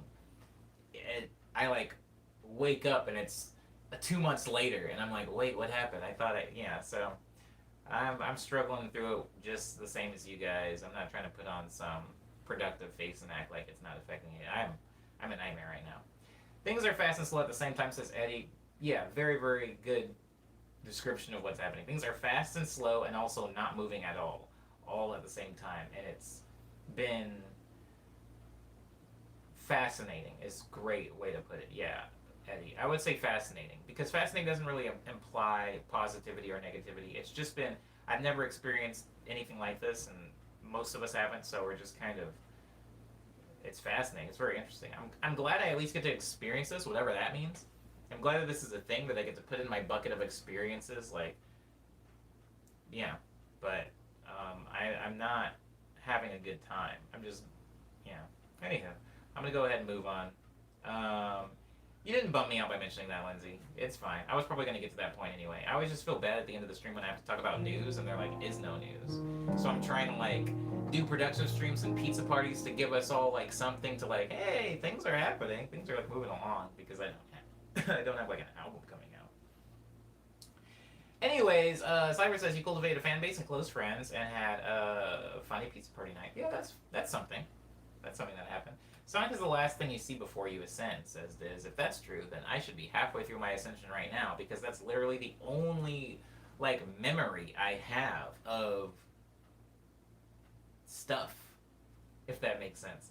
I have a daily journal, guys, that I write in every day. I've been writing in it every day since 2007. So it's not even like one book. It's a milk crate filled with composition books. I use the little like composition like college ones, the most like the black and white pattern on the front. I've been writing every single day, guys. Every day since 2007. Everything I'm doing, everything I'm feeling, the songs I'm working on, the friends I have, who I'm dating, where I am physically, where I am emotionally. I put that all on a page at the end of my day every day. And I have been doing that. Since 2020 has started, I've made roughly 40 entries, guys. 40 entries. That's 40 entries. 40. I've missed so many days just because nothing happens. Nothing is happening. And so getting up and then opening up the journal, it's like I don't even know what to write. Like 8 again today, you know. So I just haven't been writing it, and it's like it's weird because I feel like right now I probably should be writing it the most because later I'm gonna want to look back on this and see what was happening. But I also think years later, looking back on this composition book and seeing that it's mostly just blank pages is also pretty telling and derivative of what this year has been. It's just, yeah, it's just nothing. I have absolutely nothing to say. I think the last stuff that I said in the journal was like how upset I was about how I saw the world handling the police brutality stuff, and then I reached like a capping point where now I can't, like there's nothing I can write in that notebook anymore. I think I'm just gonna wrap it up, probably, make an entry on Christmas, and then just buy a new composition book called 2021 and see. I'm gonna try it again next year. I'm gonna take another stab at it, but it's profoundly upsetting that I was able to keep like pretty detailed records of like 12 to 13 years of my life, and then we got to this year, and I just, for the first time, literally have nothing to say or to log, I guess. Anyway, saw an out of context clip from Inuyashiki, and boy, that is a weird show, says Ava. What is Ava talking about? Oh, Ava's giving us a recommendation. Word up, word up. It's on Amazon Prime. So I do have Prime. Word up, I appreciate this recommendation. Yeah, right, Chris Mark? Like, that's all it would be. Usually the journal is something that gives me peace and, like, order. But in this particular climate, the journal has been, like, I have nothing to say to it. It's really weird. It's really weird. Anyways, this feels like the song "Every Day Is Exactly the Same" by 9 Inch Nails. I am familiar with that song. Same concept, right? Yeah. Lots of trigger warning though. Not for the faint of heart, says Ava about the recommendation. Very edgy, but surprisingly touching too. Bizarre show, says Ava. Word up. Word up. I appreciate everybody in this stream. I hope you guys are doing okay. I'm trying my best. But wowee, what a time. I have no idea. I have no idea what's going on. And I'm not going to keep you guys here for more bummer talk. We'll touch on it more on Thursday. I just don't know. Sorry, I thought I had to sneeze. I guess I don't.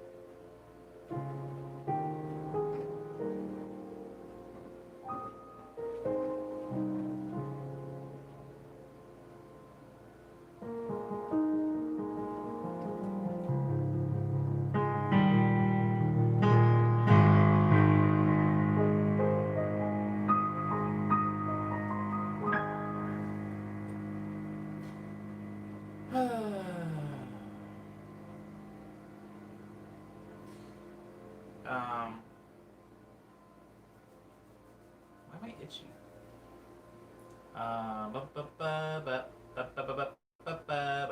Oh, that's actually really a sweet turn on the analogy. Use my own analogy against me, Lizzie. Guys, I hope that you do have a good Wednesday. The cops are gone. The rats shall play. I'm gonna spend most of my day cleaning my house. I had a weird experience last night that made me think, you know what? I need to like do a deep clean of this house. So I'm gonna spend most of the day cleaning the house. I will probably not be on anything. I haven't really been on anything anyway, so I probably won't be on anything. You can reach me online, maybe, if I reply. If not, please enjoy the rest of your Wednesday. I will see you guys here for the Thursday stream tomorrow for 209. I don't have a joke for 209. Thank you as always, guys, for being respectful to me and polite to each other. Yeah, I'm gonna go see what's going on with Mia. I will.